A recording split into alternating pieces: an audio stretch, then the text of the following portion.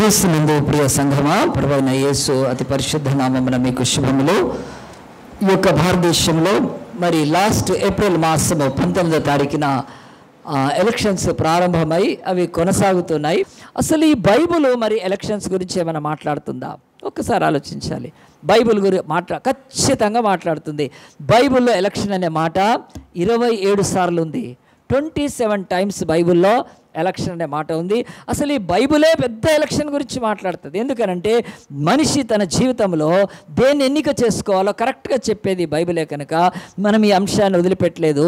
ఈ బైబుల్ అంశాన్ని తీసుకొని ఈ ఎలక్షన్స్ టైంలో మనం ఏం చేస్తున్నామంటే బైబిలు ఎన్నికలు అని ఒక శీర్షిక లేకపోతే ఒక హెడ్డింగ్ పెట్టుకొని 2 వారాల క్రితము పాలకుడి ఎన్నిక, మనుష్యులు పాలకులను ఎన్నుకుంటారు. మనం చేసింది అదేమన్నా కనుక ఓటేసింది మన పాలకులను ఎన్నుకోవటానికి వేసాం. ఇది బైబిల్ చెప్తుంది క్లియర్గా. నేను 2 వారాల క్రితం చెప్పాను, యూట్యూబ్లో ఉంది, మీరు చూడొచ్చు. ఆ తర్వాత పోయిన వారము ప్రజల ఎన్నిక. ప్రజల ఎన్నిక ఏంటి? అవును, చాలామంది తెలియదు కానీ బైబిల్లో ఉంది కనుక మనం ఆ జ్ఞానం కలిగి ఉండాలి. ప్రజల ఎన్నిక అంటే ఈ భూమి మీద 17,446 ప్రజాగుంపులు ఉన్నాయి. వీళ్ళు కదా, వీళ్ళు తురకోళ్ళు, వీళ్ళు క్రిస్టియన్స్, వీళ్ళు బుద్ధిస్టులు కదా, వీళ్ళు తెలుగు వాళ్ళు, వీళ్ళు తమిళియన్లు అంటున్నాం కదా, వీళ్ళు కురుమోళ్ళు, వీళ్ళు కంబోళ్ళు, వాళ్ళు మాదిగోళ్ళు, వాళ్ళు బ్రాహ్మణులు అంటున్నామే. అట్లా భూమి మీద 17,446 ప్రజాగుంపులు, పీపుల్స్ గ్రూప్స్ ఉంటే దేవుడు వీళ్ళందరిలోంచి ఒక్కళ్ళనే దేవుడు తన ప్రజలు అన్నాడు ఒకనాడు. ఎవరు? ఇశ్రాయేలీలు. గొర్రెల మేకల రక్తముతో వారితో నిబంధన చేసి వీరు నా ప్రజలు అని చెప్పి దేవుడు ఒక ప్రజల్ని మాత్రమే అన్నాడు. వాళ్ళు ఆనాడు ఇశ్రాయేలు దేవుని ప్రజలు. ఇప్పటికి ఇశ్రాయేల్ దేశం ఉంది కదా. మరి ఆ తర్వాత ఇప్పుడు మాత్రం అంత్యకాలంలో తన కుమారుడి రక్తము చేత ఎవరు నిబంధన చేసుకుంటారో, తన కుమారుడైన పంపిన క్రీస్తుని రక్షకుడిగా అంగీకరించి ఆయన నామన బాప్తిసం తీసుకొని మేము క్రైస్తవులము అనే ఒక సాక్ష్యం చెప్పి కలిగి నిబంధన చేసుకుంటారు, వాళ్ళు మాత్రమే దేవుని ప్రజలు. 17,446 ప్రజాగుంపులున్నా వీళ్ళెవ్వరూ దేవుని ప్రజలు కాదండి. ఒక్క దేవుని ప్రజలు క్రిస్టియన్సే ఈరోజు.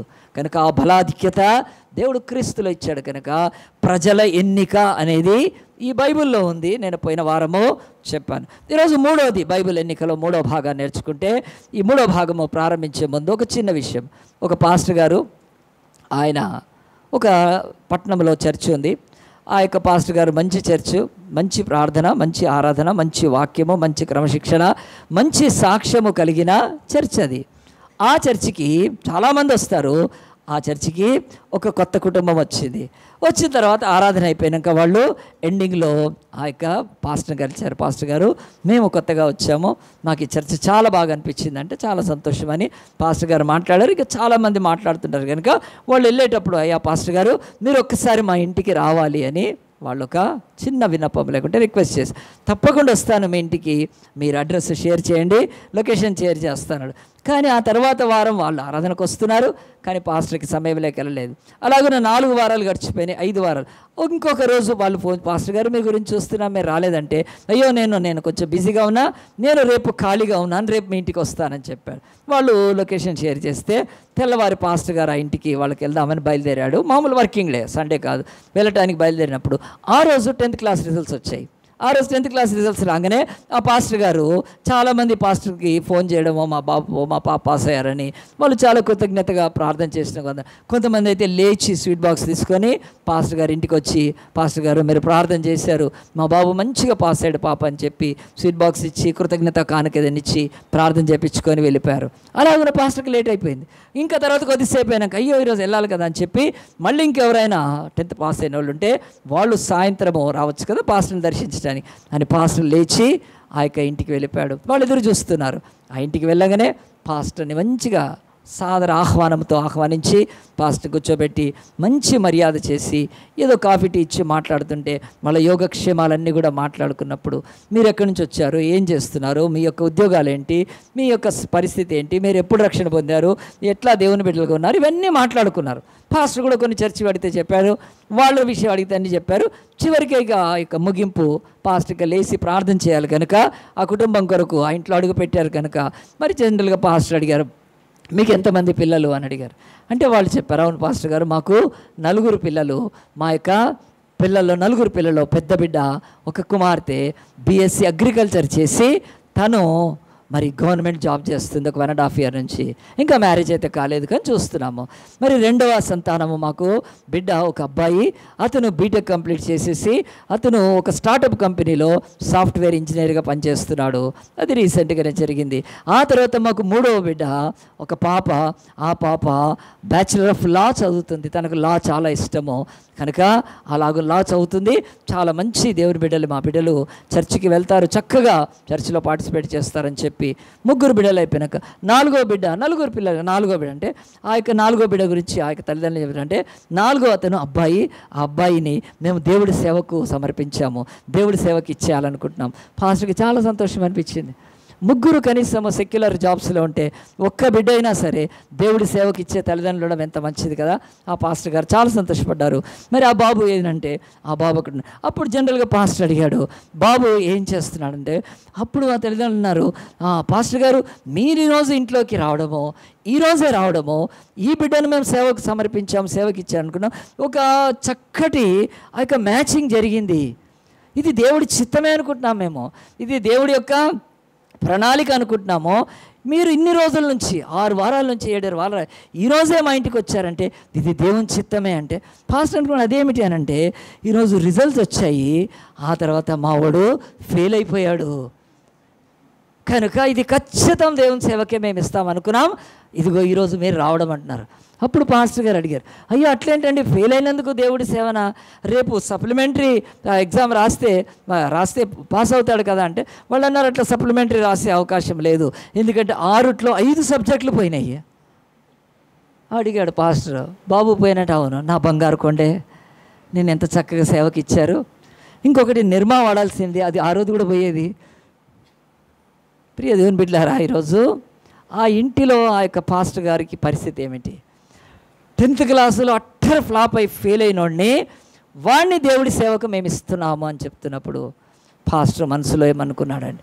ప్రియ దేవుని బిడ్డలారా, ఈరోజు వరకు నేను చెప్తున్నాను, దేవుని సేవకు మరి ఈరోజు ఆ ఇంటిలో 4 ఉంటే మొదటి బిడ్డ అమ్మాయి బీఎస్సీ అగ్రికల్చర్ చేసి తను చక్కగా గవర్నమెంట్ వాళ్ళకి పనికి వస్తుంది, ఆమె గవర్నమెంట్ ఉద్యోగం చేశాను. రెండవది ఇంజనీరింగ్ చేశాడు అబ్బాయి, అతడు ఒక స్టార్టప్ కంపెనీ, రేపు అది ఎంఎన్సీ కావచ్చు, కోట్లు కదా, లక్షల్లో జీతం, ఆ యొక్క సాఫ్ట్వేర్ కంపెనీకి అబ్బాయి పనికి వచ్చాడు. ఇక మూడవది అమ్మాయి లా చదువుతుంది, అలా కంప్లీట్ అయిపోయాక డిస్ట్రిక్ట్ కోర్టులో కానీ హైకోర్టులో కానీ వీలైతే సుప్రీంకోర్టులో కూడా అడ్వకేట్ ప్లీడర్ కావచ్చు, పబ్లిక్ ప్రాసిక్యూటర్ కావచ్చు, చక్కగా పనికి వస్తుంది. ఇక ఏమీ పనికి రానోడు 10th క్లాసులో 6 రాస్తే 5 పోయినోడు వాడెవరికి? దేవుడి సేవకి. తీసుకోండి, ఈ దృక్పథము నేను ఒక కథలాగా కల్పించిందిలాగా చెప్పింది అనుకుంటే ఏమీ కాదండి. 28 ఏళ్ళు అయింది నేను సంపూర్ణ సేవలోకి వచ్చి పరిచయం. 28 years back, around 38 years back నేను రక్షణ పొంది. ఈ రోజు నుంచి కూడా దేవుడి సేవకు ఎవరిని దేవుడు ఏర్పాటు చేసుకుంటాడు, ఎలాంటి వారిని ఎన్నిక చేసుకుంటాడంటే, ఈ లోకంలో తల్లిదండ్రులు క్రైస్తవుల యొక్క ఆ బుద్ధి ఎంత దరిద్రంగా ఉందంటే 10th క్లాస్ ఫెయిల్ అయినోడు దేనికి పనికిరాడు వాడిని దేవుడి సేవకు పంపించండి, వాడిని బైబిల్ కాలేజీకి పంపించండి. ఇదిగో ఆ ఇంట్లో అదే అంటున్నారు, పాస్టర్ ఈరోజు నువ్వు రావడం ఏంటి, 10th క్లాస్ రిజల్ట్ రావడం ఏంటి, మా ఓడిది లేచిపోవడం ఏంటి, ఇది ఎంత కాదా, దేవుడి ప్రణాళిక కాదా, ఇది దేవుడి చిత్తం కాదా, ఇది అటు మాట్లాడుతున్నారు. ఎంత భయంకరం అండి. ప్రియ దేవుని బిడ్డలారా, ఆలోచించండి, ఈ బైబిల్ ప్రకారము దేవుడి సేవకు ఎవరు ఎన్నిక చేయబడతారు కదండి? ఆలోచించండి. ఈరోజు దేవుడి యొక్క సన్నిధిలో ఈ వాక్యం చెప్తుంది, అది తెలియని వారు భయంకరమైన పరిస్థితిలో ఉన్నారు. ఈరోజు ఇలాగున లోకానికి పనికి రానివాడు వాడు దేవుడు సేవ చేస్తాడు అని చెప్పి ఈరోజు దేవుడు ఎట్లా సేవ వాళ్ళతో చేపించుకుంటాడని అలాంటి ఒక తప్పుడు అభిప్రాయంతో, లేకపోతే అలాంటి ఆ యొక్క ఆలోచనతో ఈరోజు ఎవడు పడితే వాళ్ళు పాస్టర్లు అవుతున్నాడు. నేను ఒక పాస్టర్ని అడిగాను, పాస్టర్ మీరు ఏం చేస్తున్నారు, ఏం చేశారంటే ఇంతకుముందు ఆయన చెప్తున్నాడు, నేను బేల్దార్ అంటే ఆంధ్రాలో కదా, ఇక్కడ తాపీ మేస్త్రి అంటే ఇల్లు కట్టాడు. అతనికి తాపీ మేస్త్రి రాయడం రాదండి. తా రాసి తాకు దీర్ఘం పెట్టి పా రాసి దాన్ని గుడి పెట్టి మేస్త్రి తాపీ మేస్త్రి రాయనోడు పాస్టర్ ఈరోజు. ఎంత భయంకరమని. ఇక తర్వాత ఇంకోటిని అడిగాను, నువ్వేం చేస్తున్నాడు, రియల్ ఎస్టేట్, వాడు వారమంతా అబద్ధాలు ఆడతాడు, ఆదివారమో సంఖలో బైబిల్ పెట్టుకొని వెళ్ళిపోతాడు. వాడిని బతుకు చూస్తున్నాను, వాడు ఒక రియల్ ఎస్టేట్లో ఉంటాడు. వారమంతా కూడా అడ్డమైన అబద్ధాలు ఆడతాడు. వాడితో వెళ్ళాను కూడా నేను చాలాసార్లు. మరి ఆదివారం మాత్రం వాడు సేవ. ఏంటండి అసలు ఈ లోకంలో ఇంత దౌర్భాగ్యమా, ఇంత భయంకరమా? దేవుడు సేవకు ఎవడు పడితే వాడు వచ్చి ఈరోజు కదండి ఇలాగున సేవలు చేస్తుంటే ఈ బైబిల్లో దేవుడి సేవలు ఎన్నిక గురించి చెప్తుంది. మరి ఎవరైనా అనొచ్చు ఈరోజు కదండి, ఆ యొక్క అతి తెలివి ఉన్న లాంటి వాళ్ళందరితో నేను బాగా ఎదుర్కొంటాను. ఎందుకు పాస్టర్ ఈ లోకంలో పనికివాడిని వాటిని, ఎన్నికలేని వాటిని దేవుడు ఎన్నిక చేసుకుంటాడు కదా అని మాట్లాడితే నేను చెప్తున్నాను, ఈ 66 పుస్తకాలు 1189 అధ్యాయాల్లో దేవుడు పితరులను ఎట్లా ఎన్నిక చేసుకున్నాడు, దేవుడు నాయకులను ఎట్లా ఎన్నిక చేసుకున్నాడు, దేవుడు ఆయన న్యాయాధిపతులను ఎట్లా ఎన్నిక చేసుకున్నాడు, దేవుడు ప్రవక్తలను ఎట్లా ఎన్నిక చేసుకున్నాడు, దేవుడు రాజులను ఎట్లా ఎన్నిక చేసుకున్నాడు, దేవుడు అపోస్తులను ఎట్లా ఎన్నిక చేసుకున్నాడు. ఎవడైనా ఉంటే నాతో పెట్టుకొని మాట్లాడండి. బైబిల్ చెప్తాను, నేనంతా సవాల్ చెప్తున్నాను. దేవుడు ఎవరిని పడితే వాడు వాడుకుంటాడు అనేవాడు ఎవడైనా ఈ నా మాటకు వ్యతిరేకంగా ఒకవేళ అంటే పాస్టర్ ఎందుకు తప్పు చెప్తున్నాడేమో, దేవుడు బలహీనలను వాడుకుంటాడు, ఇవన్నీ మాటలు వచ్చేవాడు ఎవడైనా ఉంటే నాతో పెట్టుకోవాలి. బైబిల్ చెప్తుంది ఈరోజు 1189 చాప్టర్స్ ఈ బైబిల్లో దేవుడు ఎట్లా ఎన్నిక చేసుకుంటున్నాడు. ఇలాంటి ఒక ప్రమాణం లేకుండా ఈరోజు దిక్కుమాలిన స్థితికి ఎవడు పడితే వాడు సేవకుడైపోతున్నాడు. ఈరోజు కానిస్టేబుల్ కావాలంటే దానికి ఒక ప్రమాణం ఉంది, ఎస్ఐ కావాలంటే ఉంది, నర్సు కావాలంటే ఉంది, డాక్టర్ కావాలంటే ఉంది, లాయర్ కావాలంటే ఉంది, టీచర్ కావాలంటే ఉంది, లెక్చరర్ కావాలంటే, ఎవడు కావాలన్నా ఒక ప్రమాణం ఉంటే, ప్రమాణం లేకుండా అడ్డగోలుగా ఎవడు పడితే ఆడు పాస్టర్ అయిపోతున్నాడు. ఇది బైబిల్ చెప్తుందా? దేవుడు అందుకని అన్నాడు, మీరు అనేకులు బోధకులు కాకుండా సంపుతాను, డబల్ 2 అంతల శిక్ష అన్నాడు దేవుడు.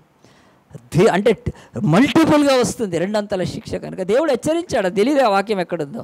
కనుక బైబిల్ చెప్తుంది దేవుడు ఎట్లా ఎన్నిక చేసుకుంటాడు కదా. ఇది మనము ఈరోజు బైబిల్లోంచి తీసి చూద్దాము. దేవుడు యొక్క వాక్యం చెప్తుంది. నిర్గమాకాండం 32 అధ్యాయం తీసి నిర్గమాకాండం 30 అధ్యాయంలో దేవుడు వాక్యం ఇలాగుంది. మనం త్వరగా ఈ యొక్క వాక్య భాగాన్ని చూస్తే దేవుడి యొక్క పరిశుద్ధ గ్రంథంలో నిర్గమాకాండం 32 అధ్యాయము వచనం నేను చదువుతాను చూడండి. ఈ యొక్క వర్స్లో ఇలాగున ప్రారంభమవుతుంది. ఏమని ప్రారంభమవుతుందంటే దేవుడి యొక్క వాక్యము, మోషే కొండ దిగుకుండా తడువు చేయుట ప్రజలు చూచినప్పుడు ఆ ప్రజలు అహరోను వద్దకు కూడి వచ్చి అని బైబిల్ చెప్తుంది. మోషే కొండ దిగకుండా తడువు చేస్తున్నాడు అంటే ఎక్కడున్నాడు? బైబిల్ సింపుల్గా చెప్తుంది. ఏం చెప్తుంది అంటే మోషే కొండ మీద ఉన్నాడు, ప్రజలు కింద ఉన్నారు. మరి కొండ మీద మోషే, కొండ కింద ప్రజలు ఏమిటి అని అంటే బైబిల్లో ఒక్క చిన్న మాట మనము చరిత్రలోకి వెళ్ళాలి. చరిత్రలోకి వెళ్తే ఇశ్రాయేల్ అని దేవుని ప్రజలు, యేసుక్రీస్తు ఏ యొక్క మరి జన సమూహంలో ప్రజల్లో పుట్టాడో ఆ యేసుక్రీస్తు జనాంగం ఇశ్రాయేలీలు.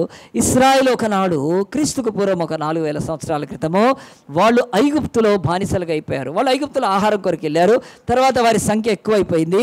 ఆ తర్వాత అక్కడ ఉన్న ఫరో రాజు వాళ్ళని అణిచిపెట్టి వాళ్ళను మోతగంపలు ఎత్తించి వాళ్ళను ఇనుప కొలిమిల్లో వాళ్ళను బాధ పెడుతున్నప్పుడు బట్టీల్లో వాళ్ళు విసికి వేసారిపోయి నశించిపోతూ కృంగిపోయి కృషించిపోతూ బహుదీన స్థితికి వచ్చినప్పుడు దేవా మమ్మల్ని రక్షించమని మొరపెట్టారు. వాళ్ళు మొరపెట్టినప్పుడు ఏం జరిగిందంటే దేవుడు తన బాహుబలం చేత ఐగుప్తును తుత్తునీలుగా చేసి ఫరో గర్వాన్ని అణిచి వారి ప్రథమ సంతానాన్ని హతమార్చి వెండి బంగారాలతో వారిని విడిపించి నడిపించి వారి ఎదుట ఎర్ర సముద్రమును చీల్చి ఎరుకోను కూల్చి గట్టుల మీద పొర్లిపారుతున్న యోర్దాను నదిని ఆదాముపురము దగ్గర ఏకరాశిగా నిలబెట్టి ఆరిన నేల మీద యాజకులు మందసం మోస్తుండగా ఇశ్రాయేల్ అందరినీ ప్రజలని ఆ నది దాటించి అవలున్న అమోరీలు, కనాలీలు, పెరిజ్జీలు, ఎబూసీలు 7 కనాను జాతులను అక్కడ వెలగొట్టి బాషాను రాజైన ఓగు, అమోరీల రాజైన సీహోను గద్దించి 31 కనాను రాజ్యాలను ఓడింపచేసి వాగ్దాన దేశాన్ని దేవుడు ఎబూసీలమైన పట్టణాన్ని యెరూషలేమును కోరుకొని రాజ్యములకు మకుటంగా యాకోబును, రాజ్యములకు శిరస్సుగా ఇశ్రాయేల్ రాజ్యాన్ని స్థాపించాడు. గట్టిగా చప్పట్లు కొడదామా? ఇది నేను ఒక చిన్న మాటలో నేను ఇశ్రాయేల్ యొక్క చరిత్ర చెప్పాను. వాళ్ళు ఐగుప్తులో నుంచి బయలుదేరినప్పుడు ఆ యొక్క కనానుకు వెళ్ళినప్పుడు వాళ్ళ యొక్క ప్రయాణము 40 సంవత్సరాలు. 4 రోజుల్లో నడుచుకుంటూ వెళ్ళొచ్చు. పెద్దవాళ్ళు ముసలి వాళ్ళు అయితే 8 రోజులు నడుచుకోవచ్చు. రోగులను తీసుకొని పోతే 16 రోజుల్లో వాకింగ్ తోటి వెళ్ళిపోవచ్చు ఆ రోజు. కానీ 40 సంవత్సరాలు ఐగుప్తు నుంచి ఆ యొక్క కనానుకు వెళ్ళటానికి దే టుక్ 40 years. 40 ఏళ్ళు దేవుడు తిప్పాడు. కనుక ఇప్పుడు ఈ 32 అధ్యాయము వాళ్ళు బయలుదేరిన 20 సంవత్సరాలకు కాదు, వాళ్ళు బయలుదేరిన 30 సంవత్సరాలకు కాదు, అసలు వాళ్ళు 40 సంవత్సరాలు వెళితే 4 సంవత్సరాలు కాదు, 4 నెలలు కూడా కాదు ఈ ప్రయాణం రాయబడ్డ ఈ స్థలం. ఓన్లీ 2 months, 2 నెలలు అంతే. ఐగుప్తు నుంచి బయటకు వచ్చి ఎర్ర సముద్రం దాటి మారా దగ్గర నీళ్లు మధురంగా దేవుడు మారిస్తే తాగి, ఇంకా ముందుకెళ్తే ఏలీము దగ్గరికి వెళ్ళి 12 నీటి బుగ్గలు 70 ఈత చెట్ల దగ్గర విశ్రాంతి తీసుకొని, ఇంకొంచెం ముందుకెళ్తే రెఫీదీములో ఒక యుద్ధం చేసి వెంటనే సీనాయి అనే అరణ్యానికి వచ్చారు వాళ్ళు. అదొక అరణ్య ప్రాంతము. అరణ్యంలో చాలా మటుకు ఏముండవు కాక అక్కడ ఉన్నారు వాళ్ళు. అక్కడ ఒక కొండ ఉంది, ఆ కొండ పేరు సీనాయి కొండ. ఆ కొండ దగ్గర ఆగారు. కరెక్ట్గా బయలుదేరినాక 60 days తర్వాత, ఆ యొక్క 2 నెలల తర్వాత 3వ నెల మొదటి దినమున వాళ్ళు ఎక్కడికి వెళ్ళారు? ఆ యొక్క సీనాయి కొండ దగ్గరికి. మరి సీనాయి కొండ దగ్గరికి వెళ్తే దేవుడి వాక్యాన్ని ఎందుకు మనం గమనిస్తున్నామంటే, సీనాయి కొండ దగ్గరికి రాగానే దేవుడు అన్నాడు, ఆగండి అండి, ఇక మీరు నడవనక్కర్లేదు, ఇక మీరు కనాన్ దేశాన్ని కదా. ముందు ఒకటి, నేను ఐగుప్తులోంచి మిమ్మల్ని విడిపించాను కనుక మీరు నా ప్రజలు. నేను ఐగుప్తులో మిమ్మల్ని విడిపిస్తా అంటే నన్ను నమ్మారు కనుక నేను మీ దేవుడను, మీరు నా ప్రజలు. మనకి ఏముండాలి? ఇద్దరికి నిబంధన ఉండాలి. సో ఈరోజు ఒక అబ్బాయి ఇష్టపడితే చల్తానా కాదు కదండి. వాళ్ళు ఏం చేయాలి? పెళ్లి చేసుకోవాలి. నిబంధన, కవనెంట్ కావాలి కనుక, అగ్రిమెంట్గా. దేవుడు అన్నాడు, ఇశ్రాయేలారా నేను మీతో నిబంధన చేస్తాను, ఇక్కడ మీరేం చేయండి, ఈ కొండ దగ్గరికి రండి. అరణ్య ప్రాంతాల నుంచి ఆ కొండ దగ్గరికి, నేను ఈ కొండ మీదకి దిగి వస్తాను. నేను దిగి వచ్చినాక మీరేం చేయాలంటే 3 రోజులు సిద్ధపడాలి. మీ బట్టలు ఉతుక్కోవాలి, మిమ్మల్ని మీరు శుచిపరచుకోవాలి. 3వ దినమున ఈ యొక్క కొండ దగ్గరికి రావాలి. కొండని ఎవడు తాకద్దు సుమి, దీని మేర దగ్గరకు వచ్చినా చచ్చిపోతారు. మీరు తాకూడదు, కొండను తాకూడదు. నేను పరిశుద్ధమైన దేవుడను, నేను ఈ కొండ మీద దిగి వచ్చి మీరు కొండను తాకితే చచ్చిపోతారు, దహించబడతారని హెచ్చరిక ఇచ్చాడు. ఇశ్రాయేలు ఆ మాట విని, చక్కగా మోషే మాట విని అందరూ బట్టలు ఉతుక్కున్నారు, అందరు స్నానాలు చేసుకున్నారు, మంచిగా శుద్ధీకరించుకొని 3వ రోజున ఆ కొండ దగ్గరికి వచ్చారు. ఆ కొండ దగ్గరికి వచ్చిన తర్వాత దేవుడు చెప్పినట్టుగానే ఆ కొండ మీదకి దిగి వచ్చాడు. ఆ కొండ మీదకి ఒక్కసారి దేవుడు దిగి వచ్చినప్పుడు అదంతా అగ్నిమయమైపోయింది. అక్కడ ధూమము లేస్తుంది, ఆ తర్వాత ఉరుములు, ఆ తర్వాత మెరుపులు, ఆ తర్వాత భీకరమైన శబ్దము, తాళం బూర శబ్దము, ఆ తర్వాత భూకంపం వచ్చినట్టు వస్తుంది, అక్కడ కదిలిపోతుంది. ఎవరు? ఈ విశ్వ సృష్టికర్త. లక్షల కోట్ల గ్రహాలను, నక్షత్రాలను చేసిన దేవుడు, సూర్యచంద్రులను చేసిన దేవుడు, ఈ విశ్వము పట్టని దేవుడు, ఆయన భూమి మీద, ఇదిగో తను చేసిన భూమి మీద, ఇదిగో సీనాయి అనే ఒక పర్వతము, మిడిల్ ఈస్ట్లో ఉన్న యొక్క సీనాయి పర్వతం మీదికి దిగి వచ్చినప్పుడు పర్వతము బద్దలైపోయే శబ్దము, అగ్నిమయము, ధూమము. కనుక ఇక ఇశ్రాయేలుకు టర్రమంది వాళ్ళకు భయపడిపోయారు అందరు. దేవుడు చెప్తున్నాడు, దిగి వచ్చి మోషేతో మాట్లాడు, మోషే నువ్వు జాగ్రత్త, నువ్వు అహరోను రండి పైకి, ఎవడు కూడా దాన్ని తాకకూడదు కొండను అని చెప్తున్నాడు. అప్పుడు మోషే కొంచెం, ఏంది దేవా, చెప్పాను నేను ఇంకా సార్లు, ఎవరు తాకట్లేదు, నువ్వు ఆజ్ఞాపించినట్టుగా చెప్పానని చెప్తున్నాడు. దేవుడు హెచ్చరిస్తుంటే ఇంత లోపల ఇశ్రాయేలు అంతా ఏం చేశారు తెలుసా అండి, అక్కడికి వచ్చి భయపడిపోయి వాళ్ళు మోషేని కొంచెం వెనక్కి పిలిచి, మోషే అయ్యా ఈ దేవుడు ఇప్పుడు దిగి వచ్చాడు, ఆయన మాట్లాడుతుంటే మాకైతే తెలుస్తుంది కానీ మాకంతా, కానీ మాకు భయం వేస్తుంది, నువ్వు ఒక పని చెయ్యి, మేము ఇక్కడే ఉంటే చచ్చిపోతాం కనుక నువ్వు దేవుడితో వెళ్ళి మాట్లాడు, మేము కొంచెం వెనక్కి వెళ్ళిపోతాము, నువ్వు మధ్యవర్తిగా నువ్వు చూసుకో, అది మా వల్ల కాదు, తాళలేమో, ఈ శబ్దము, ఈ భూకంపము, ఈ భయము, గుండె అదిరిపోతుంది, భయం వేస్తుంది, ఆ అగ్ని ఎక్కడొచ్చి పడిపోతుందో అని భయపడుతుంటే మేము తాళలేమయ్యా, నువ్వు వెళ్ళు అని చెప్పినప్పుడు సరే వాళ్ళ మాట విని మోషే ముందుకు వెళ్తే అహరోను వెనక్కి వచ్చేసాడు. మోషే, ఆ తర్వాత మోషేకి అసిస్టెంట్ యెహోషువ ఉన్నాడు, వాళ్ళు కొండ మీదకి వెళ్ళారు. ఇశ్రాయేల్ అంతా వెనక్కి వెళ్ళిపోయారు ఆ దెబ్బకు. ఆ తర్వాత మోషే కొండ మీదకి ఎక్కినప్పుడు దేవుడు ఎక్కిరా అన్నాడు. ఇంకా పైకి వచ్చినాక యెహోషువ అని చెప్పాడు, నువ్వు రావటానికి లేదు, మోషే ఒక్కడే రావాలి అని చెప్పినప్పుడు ఆ కారు గడాంధకార మేఘంలోకి మోషే వెళ్ళిపోయాడు, ఆ కొండ శిఖరానికి వెళ్ళిపోయినాక దేవుడు మాట్లాడుతూ ఉన్నాడు. యెహోషువ వెయిట్ చేస్తున్నాడు, కింద ప్రజలు ఉన్నారు, వాళ్ళు కూడా వెయిట్ చేస్తున్నారు. మోషే వెళ్ళి మాట్లాడి కిందికి వస్తాడేమో అని చెప్పి, మనం కూడా ఎవరైనా ఆపరేషన్ థియేటర్లోకి వెళ్తే బయట వెయిట్ చేస్తాం, ఎందుకు కదా, బయటకి బాడీయా లేకపోతే మనిషి ఎవడొస్తాడు కనుక ఎప్పుడైనా వెయిట్ చేస్తాం. కానీ అలాగునే పిల్లలు ఎగ్జామ్ రాస్తుంటే తల్లిదండ్రులు బయట వెయిట్ చేస్తారు కదా, మనోడు ఏదో చెక్కేస్తున్నాడని, ఏదో సాధించేస్తున్నాడని బయట వెయిట్ చేస్తారు పాపం కదండి. మరి ఇలా దేవుడు మాట్లాడుతుంటే మరి వెయిట్ చేయాలా లేదా? అందరూ వెయిట్ చేస్తున్నారు. కానీ వింత ఏమిటంటే బైబిల్లో రాయబడింది, మోషే సాయంత్రం వరకు కూడా రాలేదండి. అందరూ అక్కడే ఉన్నారు. ఎవరు గుడారాలకు వాళ్ళు వెళ్ళిపోయారు, సాయంత్రం రాకపోయారు, చీకటి. మళ్ళీ తెల్లారి వచ్చారు, తెల్లారి కూడా మోషే కిందికి రాలేదు. వారం రోజులు గడిపోయింది, 10 రోజులు 20 రోజులు అయిపోయింది. ఇక వాళ్ళకి అర్థమైపోయింది మోషే ఏమైపోయాడు. ఒక ఛాన్స్, మోషే కొండ ఎక్కినాక ఆ అగ్నిలో కాలిపోయి చచ్చిపోయాడా తెలియదు. మరి యెహోషువ వెళ్ళాడు, మనోడు ఏమైపోయాడో తెలియదు. ఇది వాళ్ళకు కన్ఫ్యూజన్లో ఉండిపోయారు. అలాంటి కన్ఫ్యూజన్లో ఉండిపోయి వాళ్ళు ఎవరి గుడారాల్లో వాళ్ళు ఉంటూ దినాలు గడుస్తున్నా కొద్దీ ఒక 30 దినాలు అనుకోండి అన్నప్పుడు వాళ్ళు ఏం చేశారంటే ఆ యొక్క మోషే కనపడట్లేదు, వాళ్ళకి ఏం చేయాలో తెలియట్లేదు. అలాంటి ఒక కన్ఫ్యూజన్లో వాళ్ళు ఒక పని చేశారు. అది 32 అధ్యాయంలో రాయబడింది. ఇదంతా నేను వెనక అధ్యాయాలని చెప్పాను. ఇప్పుడు చూడండి 32 అధ్యాయంలో మోషే కొండ దిగకుండా తడువు చేస్తున్నాడు, దేవుడితో మాట్లాడుతున్నాడు, దేవుడు అతనికి ఆజ్ఞలు ఇస్తున్నాడు, దేవుడు ఆయనకు చట్టాన్ని లేకపోతే వాళ్ళ యొక్క రాజ్యాంగాన్ని చెప్తున్నాడు, దేవుడు అనేకమైన పాత ధర్మశాస్త్రాన్ని ఇస్తున్నాడు, మాట్లాడుతున్నాడు. అదంతా కూడా మరి ఎన్ని రోజులు గడిచిపోయింది? బైబిల్ చెప్తుంది 40 days, కానీ ఇక్కడ 40 days కాదు, ఇక్కడ 30 days ప్లస్ అయి ఉంటుంది. అప్పుడు మోషే కొండ దిగకుండా తడువు చేయట ప్రజలు చూసినప్పుడు ఆ ప్రజలు అహరోనుకు కూడి వచ్చేమన్నారంటే, లెమ్ము, మా ముందర నడుచుటకు ఒక దేవతను మా కొరకు చేయము, ఐగుప్తులో నుండి మమ్మల్ని రప్పించిన మోషే అనువాడు ఏమాయనో మాకు తెలియదని అతనితో చెప్పిరి.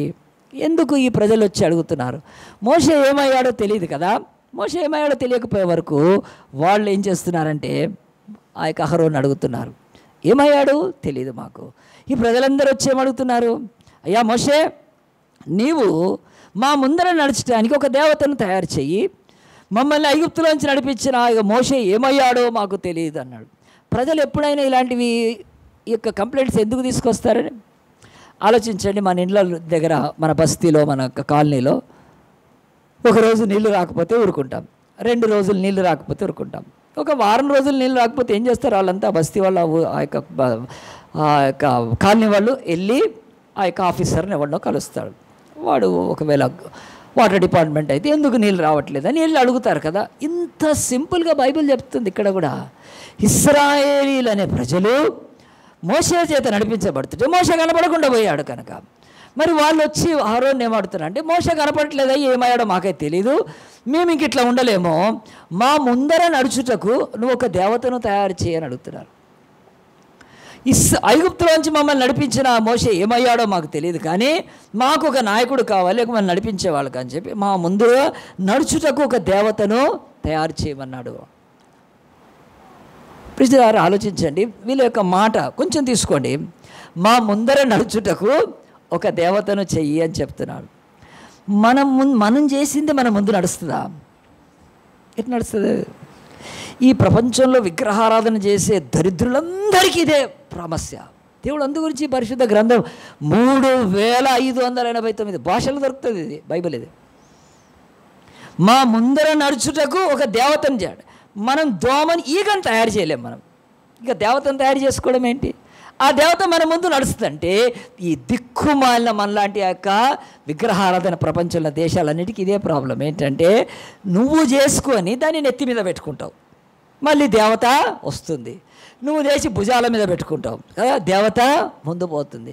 నువ్వు దాన్ని చేసి పల్లకీలో మోస్తావు, దేవుడు పల్లకీలో వచ్చాడంటావు. నువ్వు దాన్ని చేసుకొని రథములో పెట్టి దేవుడు రథములో వస్తున్నాడు. ఏమి వెర్రిరా బాబు ఇది! అన్నిటికంటే భూమి మీద శాపగ్రస్తమైనది విగ్రహారాధనే. ఎందుకో తెలుసా? నువ్వు చేసుకున్నది నీ ముందు నడుస్తుందా? నువ్వు చేసిన కారు ఏదో నడవద్దు, దానికి వేసి స్టార్ట్ చేస్తే పోదు కదా. అనుకున్నాం ఈరోజు మెకానికల్గా టెక్నికల్గా మనం తయారు చేసినవి నడుస్తున్నాయి, అవే ముట్టిగా నడవదు, అదంతా నడవవి అని స్టార్ట్ చేయాలి, రన్ చేయాలి, దానికి పెట్రోల్ డీజిల్లో పోసుకోవాలి. ఇంక ఈరోజు ఎంతైనా రిమోట్తో కంట్రోల్ చేసే ఏదైనా సరే అది నడుస్తుందా? ఎంత పిచ్చి అండి ఈరోజు విగ్రహారాధనలో. ఇరుదుగో ఆ యొక్క విగ్రహాన్ని మోసుకో, దేవుడు వచ్చాడు, దేవుడు వచ్చాడు, బొంద వచ్చాడు కదా, ఎవడో మోసుకొచ్చాడు, దేవుడు ఏడొచ్చాడు, ప్రవేశించాడు దేవుడు అంటారు కదా, అబ్బోబోబోబోబోబో అంటారు. మళ్ళీ సిగ్గుమాలిన. కనుక ఈ విగ్రహారాధన శాపం అండి, అన్నిటికంటే భయంకరమైన శాపము విగ్రహారాధన. దేవుడు విగ్రహాలకు అప్పచెప్పేస్తాడు ఆయన సత్యాన్ని వదిలిపెడితే. కనుక ఇక్కడ బైబిల్ ఏం చెప్తుందంటే, అలా మాట అన్నప్పుడు ఆ యొక్క ఐగుప్తులో నుండి మమ్మల్ని ఎవడు రప్పించాడో తెలీదా వీళ్ళకు? ఆ మాట అన్న తర్వాత అహరోను ఏం చేశాడండి? అహరోను ఏం చేశాడు కదా? గద్దించాడా? గద్దించలేదు. వ్యతిరేకించాడా? చేయలేదు. వాళ్ళకు ఇది తప్పని ఏం చెప్పలేదు. ఎందుకంటే వాళ్ళు వచ్చిన వాళ్ళు ఎట్లా ఉన్నారంటే, అహరోను మింగేసేటట్టున్నారేమో, అహరోన్ని వేసేసేటట్టున్నారేమో, అహరోను ఆ మాటకి ఏదన్నా ఇదైతే లేపేసేటట్టున్నారేమో. అహరోను ఏం మాట్లాడలేదండి. ఏం చేశాడు అహరోను? అయ్యా, మీ ముందు నడిచేటకు ఒక దేవతను తయారు చేయాలంటే మీరు ఒక పని చేయండి. మీరు వెళ్ళండి, మీ భార్యల యొక్క, మీ కుమారుల యొక్క, మీ కుమార్తెల యొక్క చెవు పోగులు ఉన్నాయి చూడండి, బంగారు పోగులన్నీ తీసుకొచ్చి నాకు తెచ్చండి. త్వరగా వెళ్ళిపోయారు. త్వరగా వెళ్ళిపోయి టక తీసేసుకున్నారు. భార్యను ఏమడిగారు? పోగులు ఇచ్చాయంటే ఎందుకంటే అహరోను అడిగాడు, ఏదో చెప్పి ఉంటారు వీళ్ళు, మాయ మాటలే కదా చెప్పేది. తీసుకొని మరి గాజులు అడిగితే ఇస్తారా? ఇయ్యరు కదండి. నెక్లెస్ అడిగితే ఇస్తారా? ఇయ్యరు. పోగులు అయితే ఇసుకిస్తారు. అందరి పోగులు తీసుకొచ్చి ఏం చేశారంటే అగ్నిలో వేసి దాన్ని అలాగున పొగరుతో ఒక దూడను తయారు చేసేసారు. ఆ దూడను తయారు చేసినప్పుడు బైబిల్ చెప్తుంది చూడండి, ఈ యొక్క 32వ అధ్యాయంలో దేవుని యొక్క వాక్యము 3వ వచనము, ప్రజలందరూ తమ చెవులకున్న బంగారు పోగులను తీసి అహరోను వద్దకు తెచ్చిరి. అతడు వారి యొద్ద వాటిని తీసుకొని పొగరుతో రూపం నేర్పరిచి దాని పోత పోసిన దూడగా చేశాను. అప్పుడు దూడను చూడంగానే తల మెరిచిపోతుంది దూడ. వారు, ఓ ఇశ్రాయేలు, ఐగుప్తు దేశం నిన్ను రప్పించిన నీ దేవుడు ఇదే అనిరి. ఇది ఎంత భయంకరమండి. ఐగుప్తులోంచి దూడ నడిపించిందా? ఐగుప్తులోంచి దూడ నడిపిస్తే అది దూడ అక్కడి నుంచి రావాలిగా. ఏమన్నా కామన్ సెన్స్ ఉందా? ఏమన్నా లాజిక్ ఉందా ఎదవలకి? ఇది ఐగుప్తులోంచి నడిపించిందా? అసలు ఐగుప్తులో 2 నెలల క్రితం ఇది లేనే లేదు అసలు. కానీ వీళ్ళు ఉట్టిగా వచ్చారు, ఇక్కడికి వచ్చారు. వీళ్ళ బంగారు పోగుల్లో నుంచి అది రూపం ఏర్పిస్తే ఇది మమ్మల్ని నడిపించింది ఐగుప్తులోంచి అంటారు. ఐగుప్తులో ఎక్కడుంది అసలు? అది ఐగుప్తులో ఎక్కడుంది అది? ఇది బైబిల్ చెప్తుందండి. ఎంత దౌర్భాగ్యం కదా. వాళ్ళు దేవుళ్ళని దేవతలు విగ్రహాలను చేసుకొని వాటిని ఇట్లా మాట్లాడుతుంటే ఇది అధ్యాయం చదువుకోండి, మీరు తెలుస్తుంది. తర్వాత ఏం జరిగింది తర్వాత చూడండి. అహరోను అది చూచి ఏం చేశాడంటే వాళ్ళు అన్నమాటను చూచి దాని ఎదుట ఒక బలిపీఠం కట్టించాను.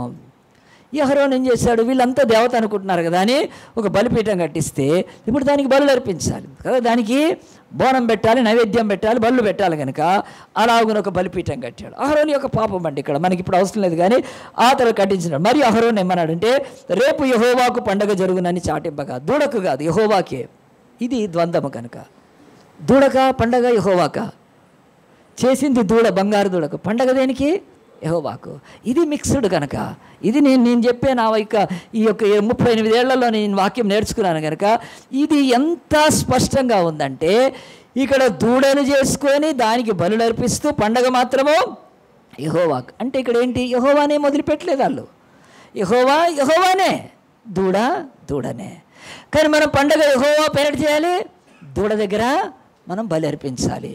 ఇది బైబిల్లో ఉంది సత్యం కనుక నేను చేస్తున్నాను. ఈరోజు వరకు కూడా క్రైస్తవుల సమాజం మీద, క్రిస్టియన్స్ మీద నాకేమీ లేదు, నేను క్రైస్తవుడు కనుక ఈరోజు యేసుక్రీస్తు పేరట క్రిస్మస్ చేస్తారు. అది ఇక్కడ రాయబడింది.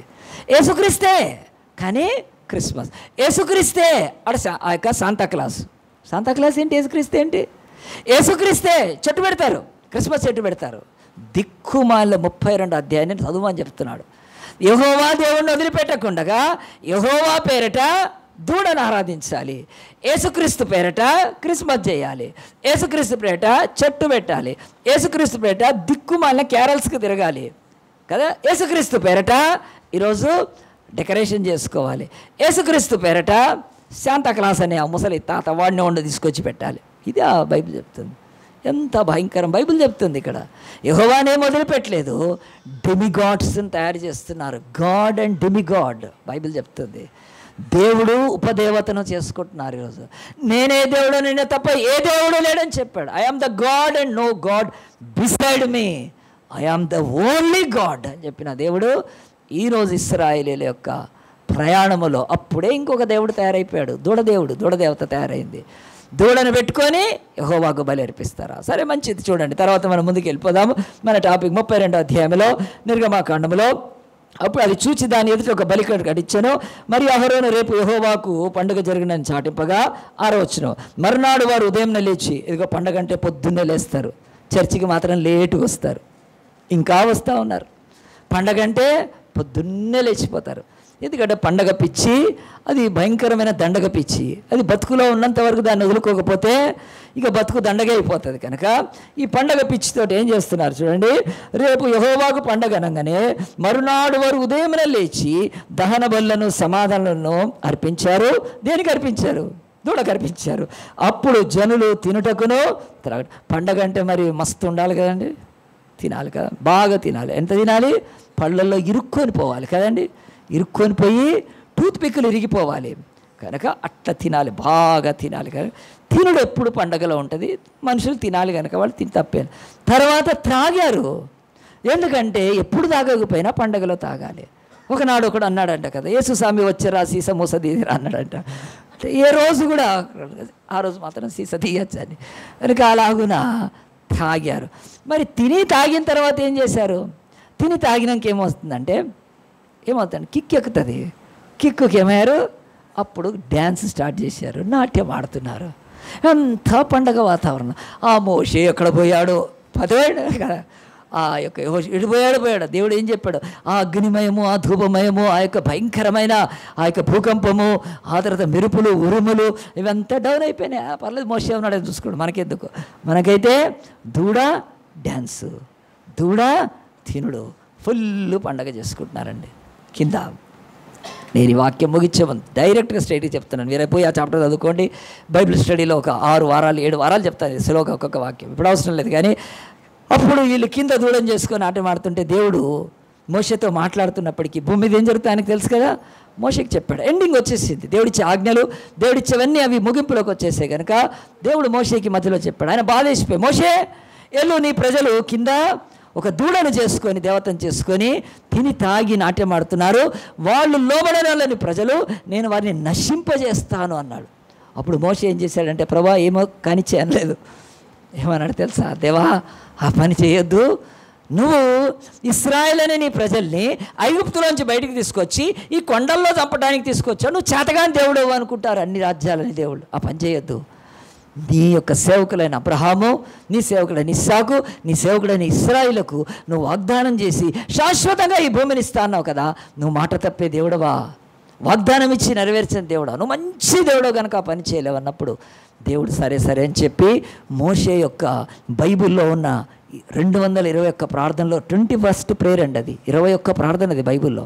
ఆ 21 ప్రార్థన దేవుడి ఉగ్రతను చల్లార్చి, సరే మోషే పో నువ్వు వెళ్ళు అని చెప్పి ఆ యొక్క ధర్మశాస్త్రాన్ని ఇచ్చి ఆ యొక్క పలకలను ఇచ్చినప్పుడు మోషే కొండ దిగుతా ఉన్నాడు కిందికి. కొండ మీదకి వెళ్ళాడు. ఎన్ని రోజులైంది? 40 days అయిపోయింది. ఇప్పుడు ఆ కొండ మీద నుంచి కిందికి దిగుతున్నప్పుడు ప్రియ దేవుని బిడ్డలారా, దేవుడు వాక్యం చూడండి. కొండ దిగుతున్నప్పుడు మోషే ఆ యొక్క 15వ వచనంలో మోషే శాసనంలో 2 పలకలను చేతపట్టుకొని కొండ దిగి వస్తున్నాడు. ఆ యొక్క పలకలు ఇరు ప్రక్కల రాయబడ్డాయి. అవి ఈ ప్రక్కన ఆ ప్రక్కన రాయబడ్డాయి. ఆ పలకలు దేవుడు చేసినవి. ఆ యొక్క పలకల మీద చెక్కబడిన వ్రాత దేవుని వ్రాత, దేవుడే రాసిన ప్రపంచంలో గుర్తుపెట్టుకోండి, ఈ ధర్మశాస్త్రం ఏదైతే మనం నమ్ముతున్నామో దేవుడు చేతితో రాసింది, ఆ యొక్క పలకల మీద రాసింది. తర్వాత మోషే ఆయనకు చదువు వస్తుంది కనుక ఆయన గ్రంథస్థం చేశాడు. ఈ ప్రపంచంలో దేవుడిచ్చిన ఈ ధర్మశాస్త్రం కంటే, ఈ 10 ఆజ్ఞల కంటే ఎక్కడ గొప్ప ఆజ్ఞలు లేవండి. ఈరోజు ప్రపంచంలో ఉండే ఆల్ ఆ యొక్క జ్యుడిషియరీ వాళ్ళు, ఈ యొక్క లా చదివే వాళ్ళకి తెలుసు, దీనిలో నుంచే లా తయారు చేశారు ప్రపంచంలో. ధర్మశాస్త్రాన్ని దీని నుంచే తీసుకొని, ధర్మశాస్త్రం అనే దేవుడి పుస్తకంలోంచి తీసుకొని ఈరోజు ప్రపంచంలో ఉండే లా బుక్స్ అన్నిటికీ మూలం ఇది, రాజ్యాంగాలన్నిటికీ మూలం ఇది. అంత శ్రేష్టమైంది కనుక అలాంటిది ఒకటి పలకల రూపంలో ఇస్తే దాన్ని ఆ యొక్క మోషే తీసుకొని కిందికి దిగుతూ ఉన్నాడు. కిందికి దిగుతూ ఉన్నప్పుడు నడుచుకుంటూ వస్తున్నారు. అప్పుడు యెహోషువ అసిస్టెంట్ ఏం చేశాడంటే కలుసుకొని మోషేది అయిపోయి కిందికి దిగుతూ ఉన్నప్పుడు వాళ్ళ దగ్గరకు వచ్చే వరకు ఒక శబ్దం వినిపిస్తూ ఉన్నప్పుడు ఆ యొక్క యెహోషువ అన్నాడు, అయ్యా కింద యుద్ధధ్వని ఏదో వినిపిస్తుంది అన్నాడు. ఎందుకు యుద్ధధ్వని వినిపిస్తుందని అతను అంచనా వేశాడు, ఊహించాడంటే ఇంతకుముందు మీరు వెనక అధ్యాయంలో చూస్తే 17వ అధ్యాయం దగ్గరకు వస్తే అప్పుడు మోషే కొండ మీద ఉన్నాడు, యెహోషువ యుద్ధం చేస్తున్నాడు కొండ కింద, ప్రార్థన చేశారు. అది గుర్తున్నట్టు యెహోషువకు. అప్పుడు నేను కింద ఉన్నాను, పైన ప్రార్థన చేస్తే, ఇప్పుడు యెహోషువ పైన లేడు, నా కింద లేడు, మధ్యలో ఉన్నాడు. ఇప్పుడు మోషే పైనుంచి దిగి వచ్చి యెహోషువను కలుసుకున్నాడు. యెహోషువ మోషేలు కలిసి కిందికి దిగుతున్నారు కొండ మీద. కొండ కిందికి దిగుతున్నప్పుడు ఏదో ధ్వని అన్నప్పుడు ఆ యొక్క మోషే చెప్పాడు, అది జయధ్వని కాదు, అది అపజయధ్వని కాదు, అది సంగీత ధ్వని నాయన. అక్కడ సంగీతం నడుస్తుందాడా అడడి, అది నీకేం తెలుసు? దేవుడు ఆయనకు చెప్పాడు, కానీ మధ్యలోనే యెహోషువకు తెలియదు కనుక యెహోషువకు తను ఏం జరిగిందో దేవుడు చెప్పింది చెప్పలేదండి. పద పద అని చెప్పాడు. అది జయధ్వని కాదు, సంగీత ధ్వని భూమి మీద ఉంది. ఈరోజు చర్చిలో జయధ్వని లేదు, అపజయధ్వని లేదు, సంగీతముతో నిండబడ్డాయి. చర్చిలంతా మ్యూజిక్కి నిండిపోయినాయండి. వాక్యానికి తావే లేదు. మనలాంటి చర్చిలో వాక్యం ఉంటే ఈ చర్చికి పెద్ద ఎక్కువ రాజవడు. జయధ్వని కాదు, అపజయ సంగీత ధ్వని. చర్చెస్ ఈరోజు మ్యూజిక్కి ఇంపార్టెన్స్ ఇస్తున్నాయి. అందు గురించి ఎంతోమందికి చెప్తారు, ఆది యందు వాక్యం ఉండెను. ఒరే వెర్రి వాళ్ళారా, ఆది యందు వాయిద్యం లేదురా, మీరు వాయిద్యం పట్టుకుంటే పోతారని చెప్తాను. ఆది యందు వాక్యం ఉండెను. వాక్యాన్ని కనుక మోషే చెప్తున్నాడు, జయధ్వని కాదు, అపజయధ్వని కాదు, అది సంగీత ధ్వని వాళ్ళకని చెప్పి పద అని చెప్పి కిందికి దిగి వచ్చారు. కిందికి దిగి రాగానే ఏమైందంటే, బైబిల్లో చూడండి, మనం త్వరగా ఈ వాక్య భాగాన్ని ముగించి చూడండి. కిందికి దిగి వస్తున్నప్పుడు ఆ యొక్క బైబిల్లో రాయబడ్డగా అతడు 19వ వచనం, అతడు పాలెమునకు సమీపంగా ఆ దూడను వారు నాట్యమాటను చూసెను. అందుకు మోషే కోపము మండెను. అతడు కొండ దిగున తన చేతుల్లో ఉన్న పలకలను పడవేసి వాటిని పగలగొట్టెను అని బైబిల్ చెప్తుందండి. ప్రియ దేవుని బిడ్డలారా, బైబిల్లో మోషేకి ఎంత కోపం వచ్చేసిందండి.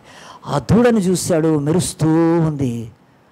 ఆ మెరుస్తున్న దూడను చూసి ఆయన కోపము కట్టలు తెగిపోయినాయి. అక్కడ వాళ్ళు ఏం చేస్తున్నారు? నాట్యం ఆడుతున్నారు. వాళ్ళు నాట్యం ఆడుతున్నారు, అక్కడ డ్యాన్సులు చేస్తున్నారు. మరి వాళ్ళు నాట్యం ఆడుతుంటే ఆ యొక్క దూడ ఉంటే మోషే ఆ పలకలు వేసి పగలగొట్టచ్చా? ఎవరైనా ఎప్పుడైనా ఆలోచించారా? బైబిల్లో ఇక్కడేముంది? ఎందుకంటే ఆ యొక్క దూడను చూసుంటే ఆ యొక్క మోషే అలాగున పగలగొట్టేవాడు కాదు, అంత కోపం తెచ్చుకునేవాడు కాదు. ఆ యొక్క దూడను చూసి ఆ తర్వాత నాట్యాన్ని చూశాడు కనుక ఆయన కోపాన్ని తట్టుకోలేకపోయాడు.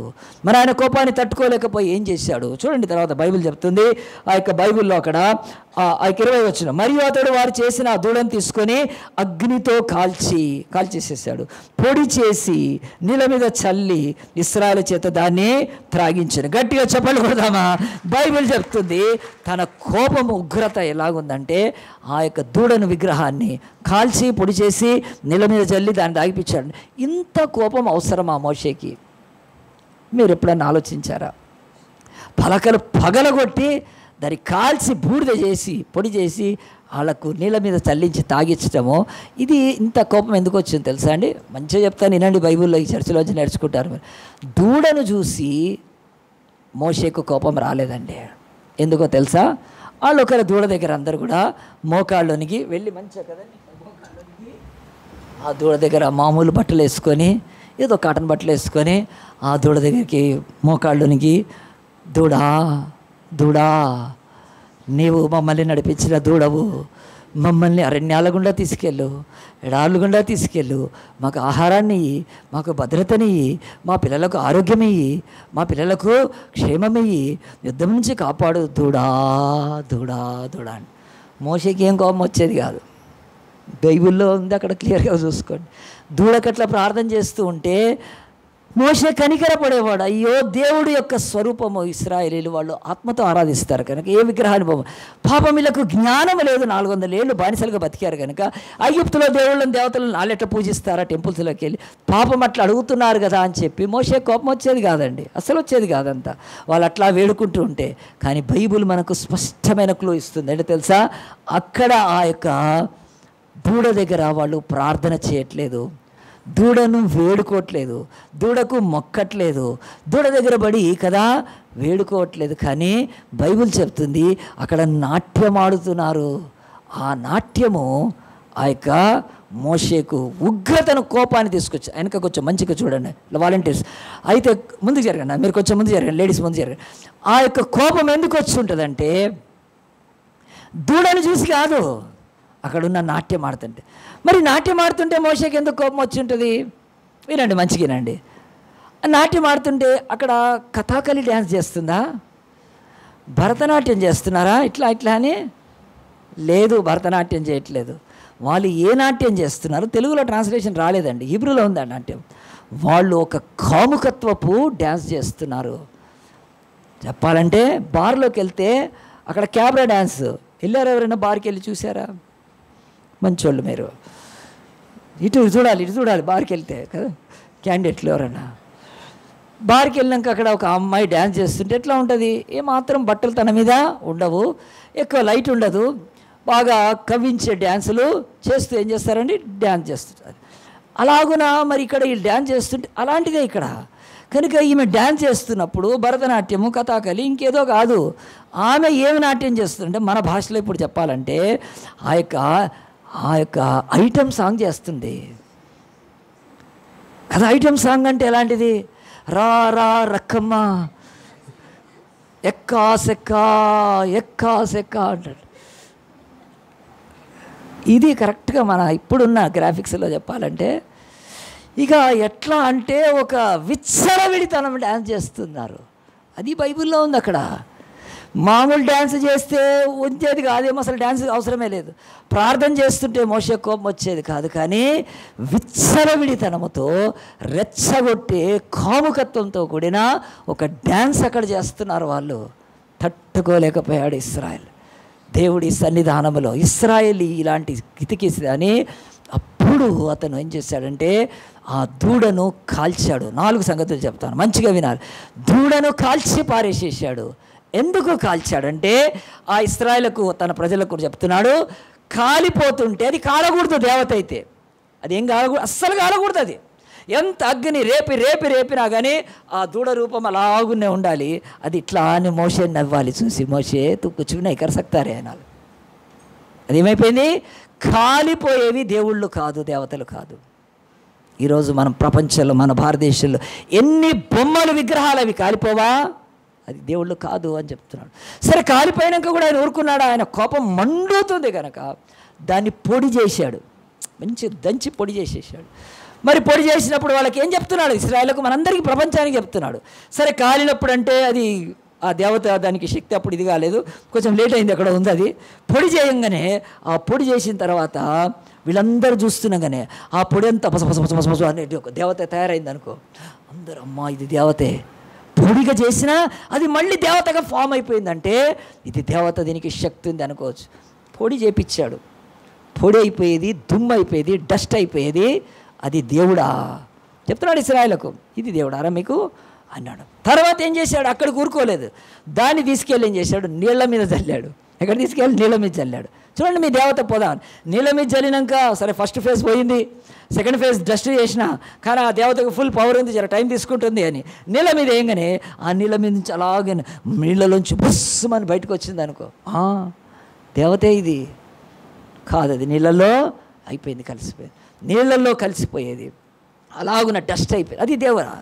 ఆలోచండి, నీళ్ళు మింగినా ఇప్పుడు దేవతను అగ్ని మింగింది, ఆ యొక్క దేవతను పొడి చేసి ఇది దేవుడు ఏంట్రా అని చెప్పి వాళ్ళకు ఖచ్చితంగా బోధిస్తూ పనిచేసి ఆ తర్వాత మళ్ళీ ఆ నీళ్ళని ఏం చేశాడు?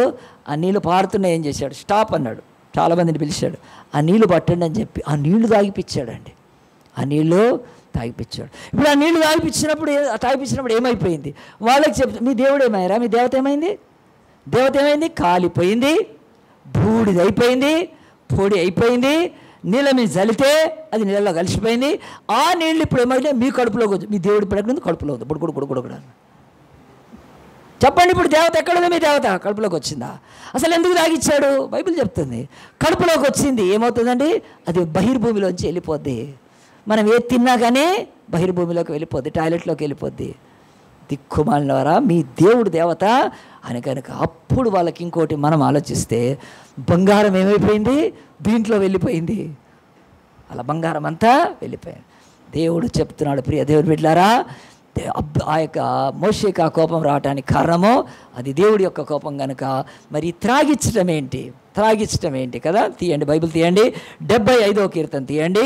ఈ 2 మాటలు చెప్పి నేను ఇక ముగిస్తాను. 75వ కీర్తనలో బైబిల్ ఏం చెప్తుంది? 75వ కీర్తనలో దేవుడు ఆయనకు కోపం వచ్చినప్పుడు ఆయన తాగిస్తాడు అని ఉంది బైబిల్లో.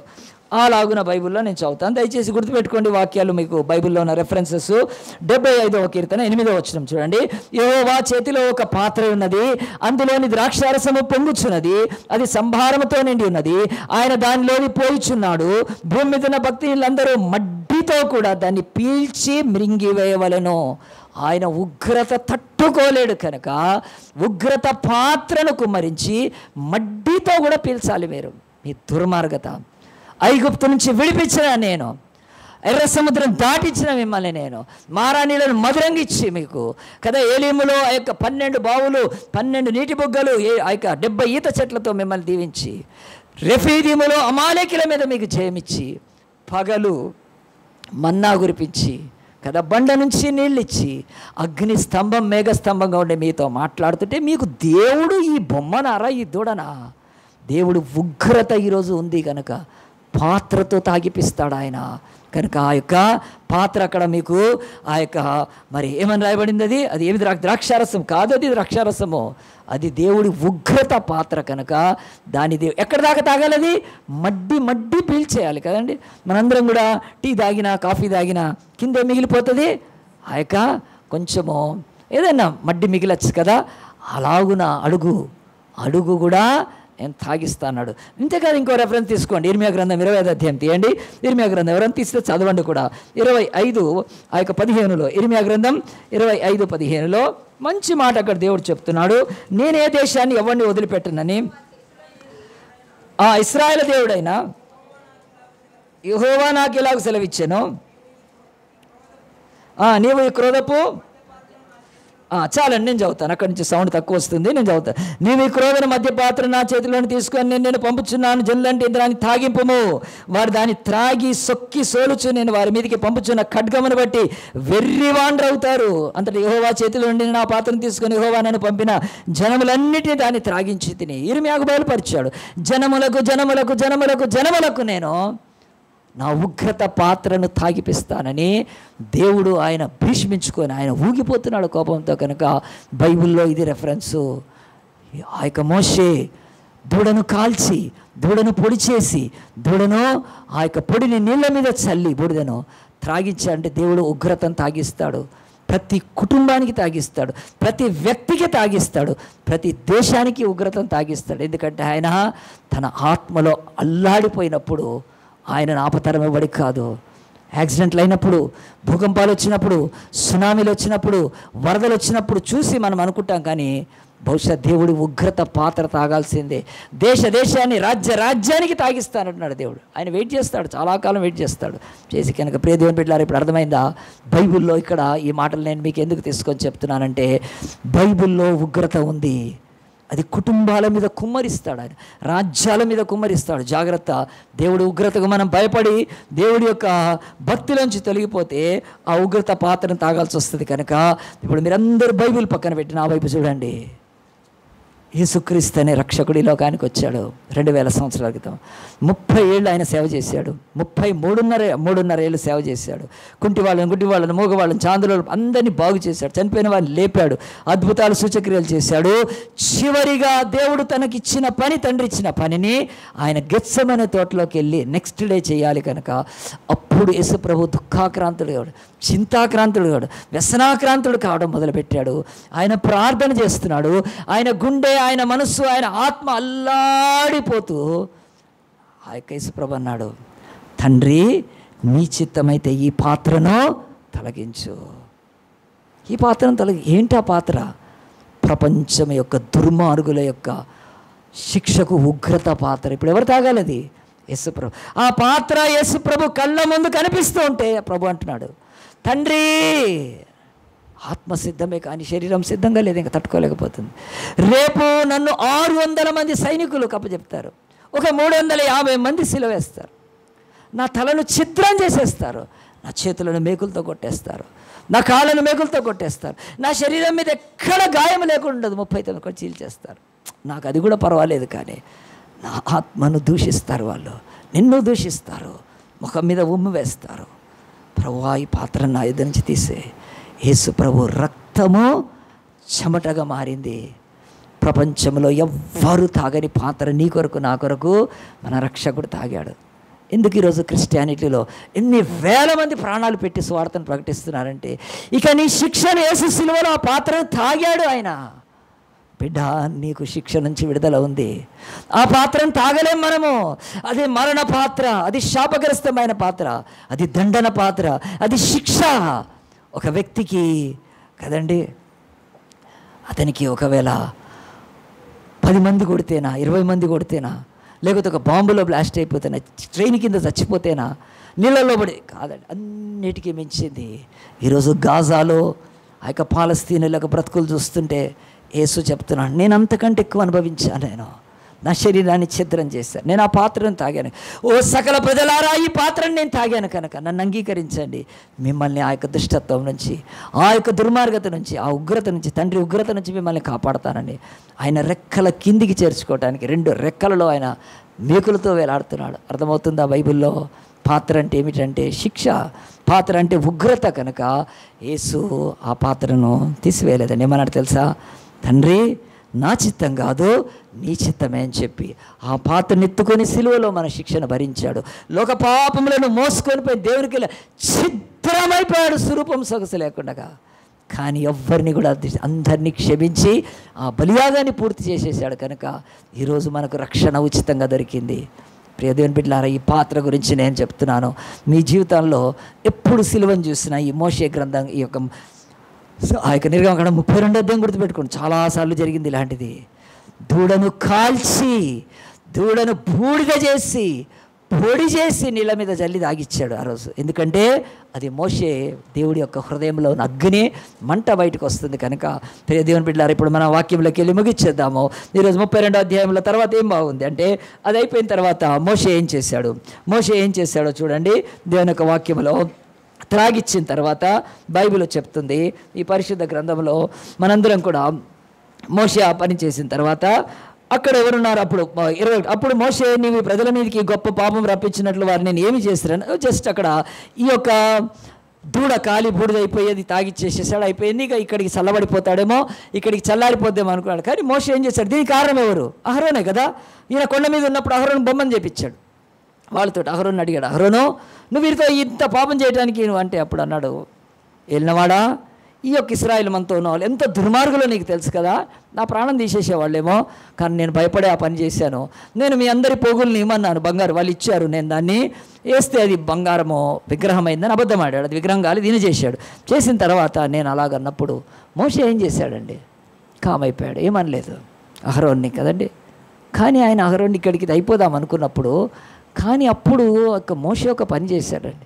ఏం చేశాడంటే, ఆయన ఉగ్రత, ఆయన కోపము, ఆయన రోషము, ఆయన యొక్క ఆ యొక్క లోపల ఉన్న మంట అది చల్లారిపోలేదండి. ఎందుకు చల్లారిపోలేదు? 2-3 మాటలు స్పష్టంగా చెప్తాను, బాగా వినాలి. ఇశ్రాయేలు సర్వ సమాజం అంతటికీ తెలిసింది. ఏమని తెలిసింది? మోషే దిగి వచ్చాడు, వీళ్ళు చేసుకున్న దూడను ధ్వంసం చేశాడు. ఆ తర్వాత అది కథమైపోయింది. తర్వాత ఇంకా మోషేకి ఎందుకు ఒక పని చేయాల్సి వచ్చిందంటే, చూస్తూ ఉన్నాడు. ఆయన అహరోనుతో మాట్లాడినాక అనుకున్నాడు, కానీ అక్కడికి ఆగలేదండి.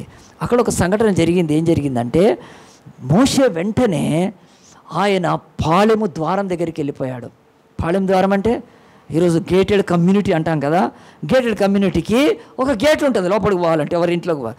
అట్లనే ఆ యొక్క గుడారాలు ఉన్న పాళానికి ద్వారం ఉండి ఉంటుంది, ఒకటి ఏదో పెట్టుకొని ఉంటారు వాళ్ళు. ఆ ద్వారం దగ్గరికి వెళ్ళి నిలబడి ఏం చేశాడు తెలుసా అండి మోషే? ఎవరు యెహోవా పక్షమున ఉన్నారో రండి నా దగ్గరికి అన్నాడు.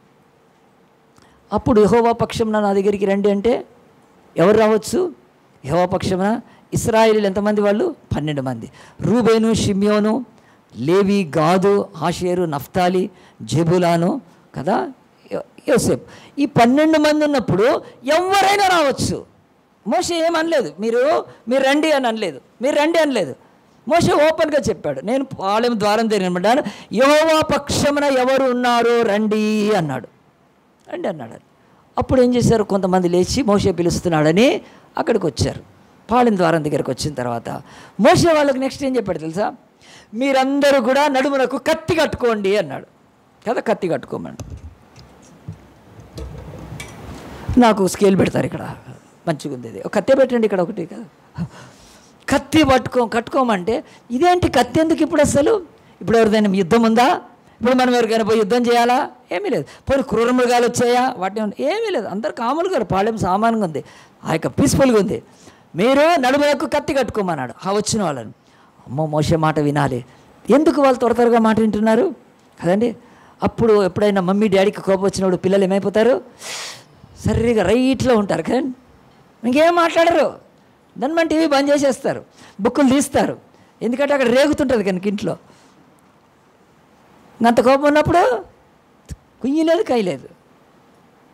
మధ్యలో తెలియక అవతల రూమ్ నుంచి ఎవరైనా పిల్ల వచ్చి ఫాట్ అని పడుతుంది, ఇంకా సైలెంట్ అవుతారు. ఎందుకంటే ఏంటి దానికి తెలియదు కనుక ఇక్కడ ఏం నడుస్తుందో సీను.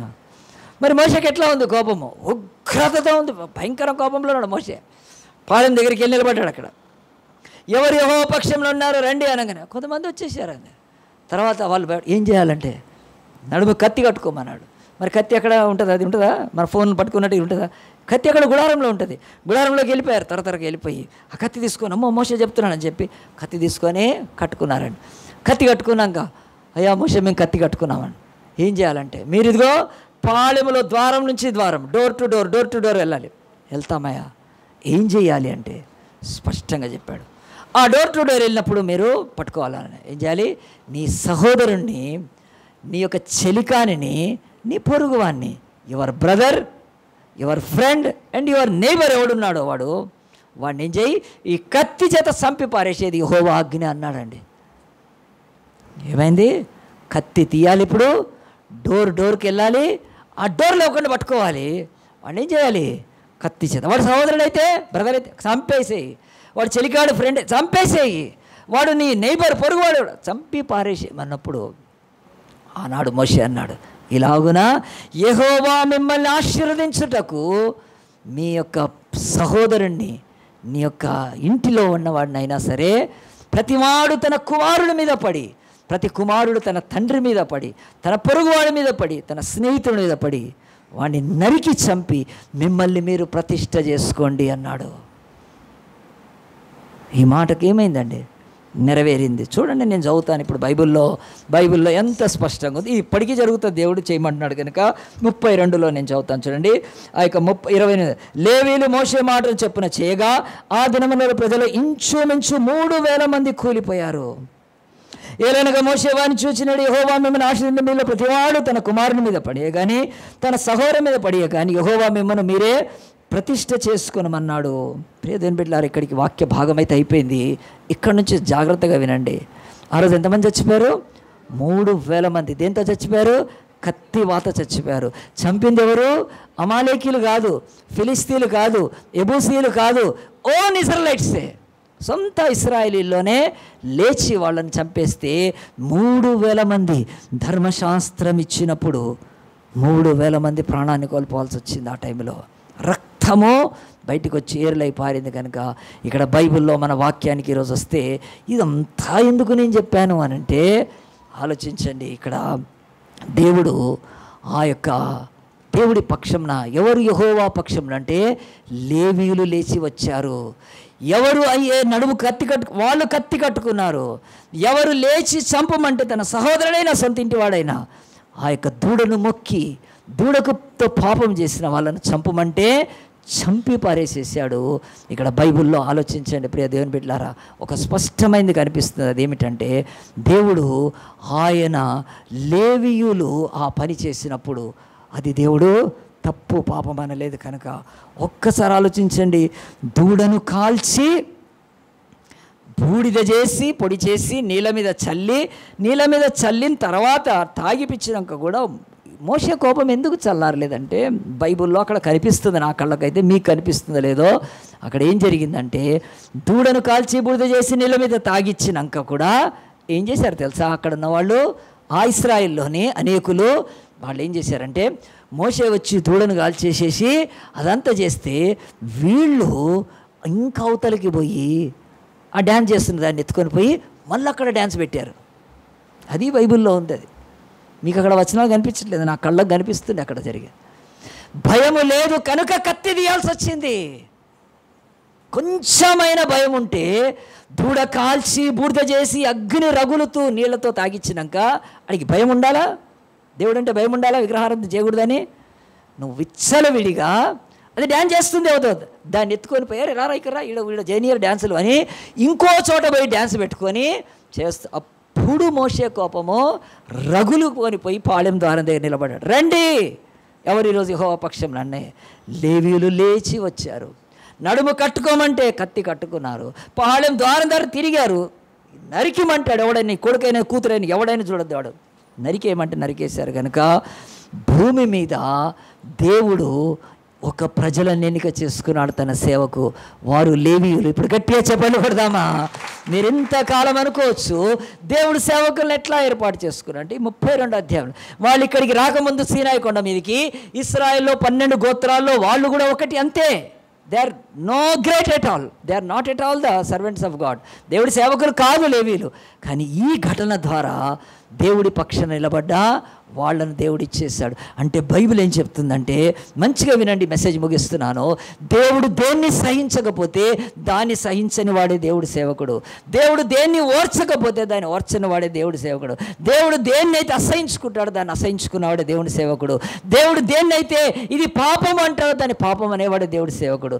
దేవుడు ఏది ఇది తప్పు అంటాడో అది తప్పు అనేవాడు దేవుడి సేవకుడు. ఏది దేవుడు భరించజాలడో కదా దాన్ని వాడే దేవుని సేవకుడు ఈ ప్రపంచంలో, ఇంకెవ్వడు కాదు. గుర్తుపెట్టుకోండి. దాంట్లోంచి దేవుడు ఏమన్నాడా? లేవీయులు నా సేవకులు అన్నాడా? అనలేదు. అప్పుడు లేవీయులకు దేవుడి గుండె ఎట్లా మండుతుందో వాళ్ళ గుండె ఎట్లా మండుతుంది. ఇది తప్పు, ఇది పాపం విగ్రహారం చేయడం. దాన్ని ఆ తర్వాత విగ్రహం దగ్గర డ్యాన్సులు చేయడం, కాముకతో డ్యాన్సులు చేయడం అంతా. కానీ ఆ ఉగ్రత వచ్చినప్పుడే అది లోపడున్నవాడే దేవుని సేవకుడు. ఎవ్వడు పడితే వాడు ఈరోజు భూమి మీద సేవకుడు కాదు. కనుక ఒక జరిగిన ఇన్సిడెంట్ చెప్పి నేను ముగిచ్చేస్తాను, ప్రార్థన చేస్తాను. అదేంటో తెలుసా? ఒకసారి ఒక యూత్ మినిస్ట్రీ వాళ్ళు ఒక యూత్ రిట్రీట్ కండక్ట్ చేస్తున్నారు. ఆ యూత్ రిట్రీట్ కొరకు ఆ యొక్క ప్రాంతాన్ని సిద్ధపరచుకొని, ఆ స్థలాన్ని సిద్ధపరచుకొని, దానికి కావాల్సిన పాంప్లెంట్స్ కూడా కొట్టించి పెద్ద యూత్ రిట్రీట్ మరి వెళ్ళాలి, అక్కడంతా అరేంజ్ చేయాలి కదా. చేసి ఆ యూత్ రిట్రీట్, యూత్ మీటింగ్ జరిగింది. అయితే ఆ యొక్క దినాలు దగ్గరకు వస్తున్నప్పుడు, ఆ మీటింగ్ దగ్గరకు వస్తున్నప్పుడు అక్కడ పాస్టర్స్, అక్కడ లోకల్ వాళ్ళంతా కూడా ప్రమోట్ చేస్తున్నారు, అనౌన్స్మెంట్ చేస్తున్నారు, రండి రండి అని చెప్తున్నారు. దానికి తగ్గ ఒక ఫంక్షన్ హాల్, ఒక చర్చ్ బిల్డింగ్ సిద్ధపరుస్తున్నారు. అంతా కూడా సిద్ధపరచుకున్నారు. మరి ఆ యొక్క వారం రోజుల ముందు మాత్రము ఆ యూత్ మినిస్ట్రీలో వాళ్ళల్లో ఉండే ఆ యొక్క సింగింగ్ వాళ్ళు కనుక అక్కడ పోయి డైరెక్ట్ పాడలేం కదా, కనుక అలాగున సింగింగ్ చేసుకోవాలి కనుక వాళ్ళు సింగింగ్ ప్రాక్టీస్ చేసుకున్నారు. మరి ఆ సింగింగ్ ప్రాక్టీస్ ఏం చేశారంటే, వాళ్ళు ఆ యవనస్తులు ఒక ఇంటి దగ్గర పెట్టుకున్నారు. వాళ్ళ జాజు, గిటార్లు అన్నీ తెచ్చుకొని యవనస్తులు అందరూ కూడా, ఇప్పుడు మనకు వేరే వాళ్ళు ఎట్లా ప్రిపేర్ అవుతారు, మన బిడ్డలు అలాగున్నాయి. వాళ్ళు కూడా అంతా ఏం చేశారంటే గ్యాదర్ అయిపోయారు. సాంగ్స్ సార్ట్ అవుట్ చేస్తారు. మన థీమ్ ఏంటి ఈ యొక్క యూత్ రిట్రీట్కి? దానికి అనుబంధంగా అంటే మ్యాచ్ అయ్యే సాంగ్స్, కొన్ని సువార్త పాటలు, జనరల్ అవన్నీ చేసుకొని వాళ్ళు చక్కగా ప్రాక్టీస్ చేస్తున్నారు కదా. ఇప్పుడు మన చక్కటి బిడ్డలు, మన కోయర్ వాళ్ళు ఎంత చక్కగా యూత్కి అలాగనే వాళ్ళు కూడా అంతా ప్రిపేర్ చేసుకుంటూ ఉంటుంటే మరి ఆ యొక్క యూత్ నాయకుడు కూడా వెళ్ళాడు, కూర్చున్నారు. మంచిగా వాళ్ళకి కావాల్సినవో చూడాలి కదా కనీసం. వెళ్ళిన తర్వాత వాళ్ళు ప్రాక్టీస్ స్టార్ట్ చేసి ఏం చేశారంటే కూర్చున్నారు. అక్కడ ఒక సోఫా లాగా ఉంది, పెద్దది, చైర్స్. కూర్చుంటే వాళ్ళు ప్రాక్టీస్ చేస్తారు. ఒక అమ్మాయి పక్కన కూర్చున్నారు. ఆ అబ్బాయి పక్కన కూర్చుంటే ఆ అమ్మాయి ఇంకా దగ్గరికి వెళ్ళి కూర్చుంటే కూర్చోవచ్చు, తప్పేమీ లేదు కనుక వాళ్ళలో అలాంటి లోపల ఎలాంటి చెడు ఇది లేదు కనుక కూర్చున్నాక వాళ్ళు అలాగున్న ప్రాక్టీస్ అయిపోయింది. తర్వాత ఇప్పుడు ఈ యొక్క నాయకుడు అడిగాడు, వీళ్ళు ఎవరెవరు అంటే, వాళ్ళు కొంతమంది కొత్త వాళ్ళు వేరే వాళ్ళు కూడా వచ్చారు. దాంట్లో అడిగినప్పుడు వీళ్ళని అడిగారు, వీళ్ళు ఎవరు అంటే, వీళ్ళు పలానా మంచిగా పాడతారు, చాలా బాగా పాడతారు పాటలు అని చెప్పినాక ఆ రోజు వెళ్ళిపోయారు. నెక్స్ట్ డే వచ్చిన తర్వాత మళ్ళీ వాళ్ళిద్దరు పక్కనే కూర్చుంటున్నారు, అబ్బాయి. అప్పుడు ఈ నాయకుడికి డౌట్ వచ్చింది, ఏంటంటే వాళ్ళ చెల్లెనా కానీ పక్కన కూర్చోబెట్టుకోనంటే, చల్లెం కాదు, చర్చిలో ఒక అమ్మాయి, ఈ అబ్బాయి అంటే. ఆ తర్వాత 3వ రోజు కూడా ఏం చేశారంటే, మళ్ళీ అలాగున్నే ఆ యొక్క అమ్మాయి అబ్బాయి పక్కనే కూర్చుంటుంది, తాగుతూ కూర్చుంటుంది. ఆ తర్వాత చెల్లె కాదు, ఏం కాదు. ఆ తర్వాత వెళ్ళేటప్పుడు వీళ్ళందరూ వెళ్ళిపోయినా సరే వీళ్ళు పాటలు అయిపోతాయి. ఆ అబ్బాయి అమ్మాయిని చక్కగా బండి మీద తీసుకెళ్తాడు, మళ్ళీ బండి మీదనే తీసుకోవాలి. వాళ్ళిద్దరు కలిసి వస్తారు. చూసినాక ఇప్పుడు నాయకుడు అన్నాడు, ఇదేంది ఇది, మీరు ఇట్లా ఇచ్చేయడము అంటే, మీరు ఇద్దరు కూడా మరి ఫ్రెండ్స్గా అంటే, అవును మరి ఇట్లా కూర్చోవడము తప్పు కదా అంటే, ఏం తప్పేమి లేదంటే, అప్పుడు ఆ నాయకుడు ఏం చేస్తాడంటే, మరి ఈ ఫోటో తీసి మీ అమ్మ నాన్నకు పంపిస్తా అని చెప్పాడు ఇద్దరికి. ఓకేనా? అట్లెట్లా అంటే, మరి అసలు నువ్వు ఆ పిల్ల నీకు ఏమీ కాదు, చర్చిలో ఒక అమ్మాయిని బండి మీద తీసుకొని పోతావు, బండి మీద, అసలు మీకు ఏమిది అంటే, మేము అంతే అని అంటున్నాడు. అప్పుడు ఆ యొక్క నాయకుడికి కోపం వచ్చి ఏం చేశాడంటే, మీరిద్దరూ లేచి ఇక్కడి నుంచి గెట్ అవుట్ అని వెళ్ళగొట్టేశాడని. లేవండి ఇక్కడ లేకపోతే ప్రాక్టీస్ ఆపమని చెప్పులు వేసుకొని ఆ యొక్క నాయకుడు చెప్పిన తర్వాత వాళ్ళ బండి స్టార్ట్ చేసుకొని గెట్ లాస్ట్ అని. మీరు వెళ్ళుతుంది ఒక యూత్ మీటింగ్ చేయడానికి, యూత్కి మోడల్ మీకు లేదు, దిక్కు మాలిన అబ్బాయిని తాకు కూర్చుంటాం, వేరే దగ్గర కూర్చోదు, అది ఆడే కూర్చుంటుంది. ఈడెక్కడ కూర్చోడు, ఆడే కూర్చొని పాటలు పాడు. మీరు వాడేది జీవం గల దేవుని పాటలు, పరిశుద్ధమైన పాటలు, ఆ యొక్క యేసు రక్తము చేత విమోచన సంఘం యొక్క పాటలు. కనుక మన నోటికి మన బతుకుకు సరిపోదు అసలు ఆ పరిశుద్ధతను మాట్లాడడానికి. అలాంటిది ఆ పాటలు ఆ యొక్క యవ్వనస్తులు 100 మంది వస్తారు, ఇది లేదని చెప్పి ఆ సేవకుడు ఏం చేశాడు, ఎల్లగొట్టేసి ఇద్దరు వెళ్ళిపోయారు. కొంచెం వెళ్ళిపోయి ఈ యొక్క యూత్లో బ్యాచ్కి ఫోన్ చేశారు. ఎవరు ఆయన అలాగున మమ్మల్ని ఎలగొట్టేశాడు అని చెప్పినప్పుడు వీళ్ళు చెప్పారు, ఆయనే ఆ యూత్ డైరెక్టరు, ఆయన పేరు అజయ్ పాల్ అని చెప్పారు. కథం అయిపోయింది. ఇది జరిగిందండి. ఇది నేను చెప్తున్నాను 20 years బ్యాక్. నాకు ఇయర్తో పాటు అంతా కుడుతుంది, నేనే కనుక చెప్తున్నాను. లేచి ఎల్లగొట్టి పారేసేస్తాను. దిక్కుమాలిన మొహాలు మీ ఇద్దరికి. దేవుడి పాటలు పాడటానికి మీకేమిది కదా? ఆడితో బండి మీద కూర్చొని పోతా, ఆడితో వస్తాడు, పక్కన కూర్చుంటాడు, నీకేం పాటలు పాడు? దేవుడు దహించు అగ్ని అయి ఉన్నాడు, ఆయన కాల్చేస్తాడు. గుర్తుపెట్టుకో కదా. నీకు చెల్లెలైతే చెల్లెలు కూడా కూర్చోదు అట్లా పక్కన, తెలుసా అండి? ఈరోజు వరకు నాకు పాస్టర్కి మ్యారేజ్ అయ్యి 28 years మేము ఎప్పుడు పక్కన కూర్చోం, మేము ఎన్నడూ కూర్చోమండి. ఎందుకంటే మేము మోడల్గా ఉండాలి కనుక. ఏంది రాసుకుంటా పూసుకుంటా కదా. మొన్న ఒకడు వచ్చాడు మా ఇంటికి, వాళ్ళ అమ్మకి ఇట్లా చేసి ఇట్లా అనేస్తున్నాడు, ఎత్తి కింద పడేసేవాడిని అసలు. అరే ఏంది అసలు, ఏమన్నా బుద్ధి ఉందా అసలు? అసలు హైందవులు ఈరోజు ఎందుకు సంఘాన్ని దూషిస్తున్నారు? దిక్కుమాలిన బట్టలు, దిక్కుమాలిన వేషాలు, దిక్కుమాలిన ప్రవర్తన ఉంది కనుకనే వాళ్ళ దగ్గర నేర్పించుకునేది. వెండి బంగారు ఇత్తడి కర్ర బొమ్మల్ని పూజించి, కోతుల్ని పాముల్ని ఆవుల్ని పూజించే వాళ్ళ చర్చికి చెప్పాల్సింది. చర్చిలో ఉన్న యవన బిడ్డలకు పరిశుద్ధత అవసరం లేదా? కాల్చి పారేస్తాను. ఎల్లగొడితే వాళ్ళకి తెలుసు. చెప్తున్నాను ఈరోజు వరకు. నేను కొన్ని చర్చిలకు వెళ్తే భయపడే వాళ్ళు అజయన్న వస్తున్నారంటే, ఒక పిల్ల అయితే పాస్టర్ కూతురు వచ్చేది కూడా కాదు, ఓ అమ్మో అజయన్న అనేది. సంపుతా కాలుస్తాను నేను అని చెప్పాను. పాస్టర్ కూతురు వేయండి, నీ వేషం ఎట్టుండాలి అసలు? ప్రియ దేవుని బిడ్డలారా, నేను ఎందుకు ఈ మాటలు చెప్తున్నా అంటే, ఈరోజు సేవకుడు అంటే ఎవడు అని అంటే బైబిల్ చెప్తుంది, దేవుడు దేన్ని సహించజాలడో వాడు సేవకుడు. దేవుడు దేన్ని ఓర్చుకోలేడో దాన్ని ఓర్చుకోలేడు వాడు సేవకుడు. దేవుడు దేన్ని అసహించుకుంటాడో దాన్ని అసహించుకోవాలి. దేవుడు దేన్ని తృణీకరిస్తాడో దాన్ని తృణీకరించేవాడే సేవకుడు కదా. బతుకు తెరువు కొరకు ఎవ్వడు పడితే వాడు సంఖలో బైబిల్ పెట్టుకొని పాస్టర్ని బయలుదేరితే వాడు కాదాడు. వాడికి రోషం ఉండాలి కనుక, వాడికి ధైర్యం ఉండాలి కనుక కదా. మోషే కిందికి దిగి వచ్చి, అయ్యో విగ్రహం చేపించారా, పోతే పోయిందిలే, మీరు అంతా తప్పు చేసేసారు, ఈ బంగారం కదా, పోనీ మళ్ళీ దానికి అరిగిద్దాము, తులం అరతులం ఎవరు ఇచ్చారో తీసుకుపోమన్నాడా? కాలిసి బూడిద చేశాడు. దేవుడు చెప్తున్నాడు, విశ్వాసికి అవిశ్వాసతో పాలెక్కడిది? క్రీస్తుకు బెలియాలతో సంబంధం ఎక్కడ? దేవుని ఇంటికి విగ్రహాలతో ఏం పొత్తు? మీరు వారిలో ఉండకుండా వేరుగా ఉండే నా ప్రజలు కనుక మీరు ఇవి చేసుకోవటానికి వీల్లేదన్నాడు. ప్రియ దేవుని బిడ్డలారా, ఆలోచిస్తున్నారా? ఈ వాక్యం నేను ఎందుకు తీసుకొని చెప్తానంటే, పరిశుద్ధ గ్రంథం దేవుడు ఆయన సేవకులను ఎన్నిక చేసుకుంటాడా? ఖచ్చితంగా ఎన్నిక చేసుకుంటాడు. చూడండి, ఇప్పుడు ఆ వాక్యాలు చదువుతాను, ఒక్కసారి కన్ఫ్యూజ్ కాకుండా. దేవుడు పక్షపాతి కాదు. ఆ యొక్క దేవుని వాక్యంలో కొన్ని మాటలు చూడండి. మీరు దేవుని యొక్క వాక్యంలో సంఖ్యాకాండం తీయండి, 2 మాటలు చెప్పి త్వరగా ముగిస్తాను. ఈ వాక్యం లెంగ్త్ ఎక్కువ అయిపోకుండా సంఖ్యాకాండం తీయండి. మీరు ఇంటికి వెళ్ళిపోయి కూడా సంఖ్యాకాండంలో చూడండి, ఒక్కసారి చూడండి. సంఖ్యాకాండము 1వ అధ్యాయంలో నేను చదువుతాను, స్పీడ్గా నేను చూపిస్తాను, మీరు నోట్ చేసుకోండి. సంఖ్యాకాండంలో 1వ అధ్యాయంలో 30వ వచనంలో, రూబేను అనే ఒక గోత్రం ఉంటే వాళ్ళు 46,500 మంది. షిమ్యోను అనుంటే 59,300 మంది. గాదు అనుంటే వాళ్ళ యొక్క జనసంఖ్య 45,650. యూదా అనుంటే వాళ్ళు ఆ యొక్క 70,004. ఇది లాగానే ఉంది. మీరు కూడా చిన్నగా పెన్ తీసుకొని రాయొచ్చు. నా బైబిల్ చూడండి ఒకసారి, ఇటు చూడండి. ఇట్లా రాసుకుంటే చాలా సింపుల్గా ఉంటుందండి కదా. మనం హైలైటర్స్ వాడతాం మన స్టడీస్లో, బైబిల్లో కూడా హైలైటర్ వాడితే తప్పేమీ లేదండి. నేను బైబిల్ టీచర్ని కనుక వాడతాను, ఖచ్చితంగా మీరు వాడుకోవచ్చు. ఇట్లా రాసి పెట్టుకుంటే సింపుల్గా. ఇశ్రాయేలు 12 గోత్రాలు ఉంటే దేవుడు 12 గోత్రాలకు ఏం చేశాడు తెలుసా? మీరు ఈ పని చేయండి, ఈ పని చేయండి, ఈ పని చేయండి అని చెప్పి, మీకు ఇదిగో ఇది స్వాస్థ్యం అని చెప్పి లాస్ట్కు మాత్రం ఒకటేమన్నాడు తెలుసా? లేవీయులారా మీకే స్వాస్థ్యం లేదు. ఆ వాక్యం చూపిస్తాను చూడండి. కింద దేవుని యొక్క వాక్యం స్పష్టంగా రాయబడి ఉంటుంది. 47. అయితే లేవీయులు తమ పితరుల గోత్రము చొప్పున వారితో పాటు లెక్కింపబడలేదు. గట్టిగా చెప్పండి కొడదామా? ఇశ్రాయేలు లేవీయులు వేరు, వాళ్ళు లెక్కనపడలేదు. ఏలైనగా యెహోవా మోషేకు సెలవిచ్చాను, లేవీ గోత్రాన్ని లెక్కింపకూడదు, ఇశ్రాయేలు మొత్తమునకు వారి మొత్తము చేర్చకూడదు అని చెప్పి కొన్ని ఆజ్ఞలు ఇచ్చాడు. అది డీప్గా మీరు ఇచ్చేయండి. ఇప్పుడు రండి, ముందుకు రండి. సంఖ్యాకాండంలో ఇంకొక అధ్యాయంలో చూపిస్తాను. దేవుడు వాళ్ళతో ఏం చెప్పాడంటే, ఈ యొక్క అధ్యాయం తీసుకోండి. ఆఖరి మాటలుగా బైబిల్లో ఆ యొక్క సంఖ్యాకాండము 18వ అధ్యాయం తీసుకోండి. 18వ అధ్యాయంలో ఇక్కడ ఉంది సేవకులకు దేవుడు ఇచ్చే భాగ్యము ఏముందో మీరు చూడొచ్చు కనుక. దేవుడి యొక్క వాక్యము ఆ యొక్క సంఖ్యాకాండము 18వ అధ్యాయంలో నేను మీకు చూపిస్తున్న మాట 20వ వచనం. మరియు యెహోవా అహరోనుతో ఇట్లనెను, వారి దేశంలో నీకు స్వాస్థ్యము కలగదు. లేవీయులారా మీకు అందరికీ స్థలాలు ఉంటాయి, మీకు స్థలం లేదు. తుచ్ అంతే, లేదు ఇక స్థలం లేదు మీకు కదా, మీరు ఎక్కడ ల్యాండ్ ఇవ్వను, మీకు ఏ స్వాస్థ్యమో కలగదని చెప్తున్నాడు. తర్వాత వారి మధ్యలో నీకు పాలు ఉండదు, వాళ్ళకున్నవి ఏవి ఉండవు అని చెప్పి తర్వాత అంటాడు, ఇశ్రాయేల్ మధ్యను నీ పాలు నీ స్వాస్థ్యమును నేనే. గట్టిగా చప్పట్లు కొడదామా. God belongs to Levites. దేవుడు వాళ్ళకు చెందినవాడు, ఇంకేం అక్కర్లేదు, ఎక్కడా ల్యాండ్ అక్కర్లేదు.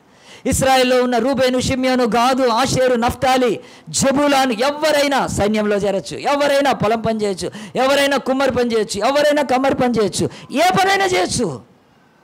ఒక్క లేవీడు మాత్రమో ఏ పని చేయకూడదు. అప్పుడు లేవీలు అన్నారు, దేవా మేము ఎట్లా బతకాలి అంటే, నేను బతికిస్తాను, మీరు నా బిడ్డలు, నా యొక్క సేవకులు అని ఏం చేశాడు తెలుసా, ఇశ్రాయేల్లో ఉండే అందరి దశంభాగం తీసుకున్నాడు. దశంభాగం అంటే 10వ భాగం, 100కు దశంభాగం 10 రూపాయలు కదా, అలాగున ఇశ్రాయేల్ దశంభాగాలన్నీ తీసుకొని వచ్చి ఏం చేశాడు తెలుసా, లేవీలకు ఇచ్చాడు. ఇప్పుడు ఇశ్రాయేల్కి ఎంత వచ్చింది అంటే 100 రాలేదు. మంచిగా వినండి, ఈరోజు 100% లేవీలకు కాదు. ఈరోజు సిఈఓలు, ఆ యొక్క సిఈఓలు, పెద్ద కంపెనీలకు సిఈఓలు కదండి, ఆయన నాలుగులో ఆయన జీతం ఎంత అండి, 7 కోట్లేమో ఉంటుంది, నాకు కరెక్ట్ తెలియదు కానీ చెప్తున్నాను నేను.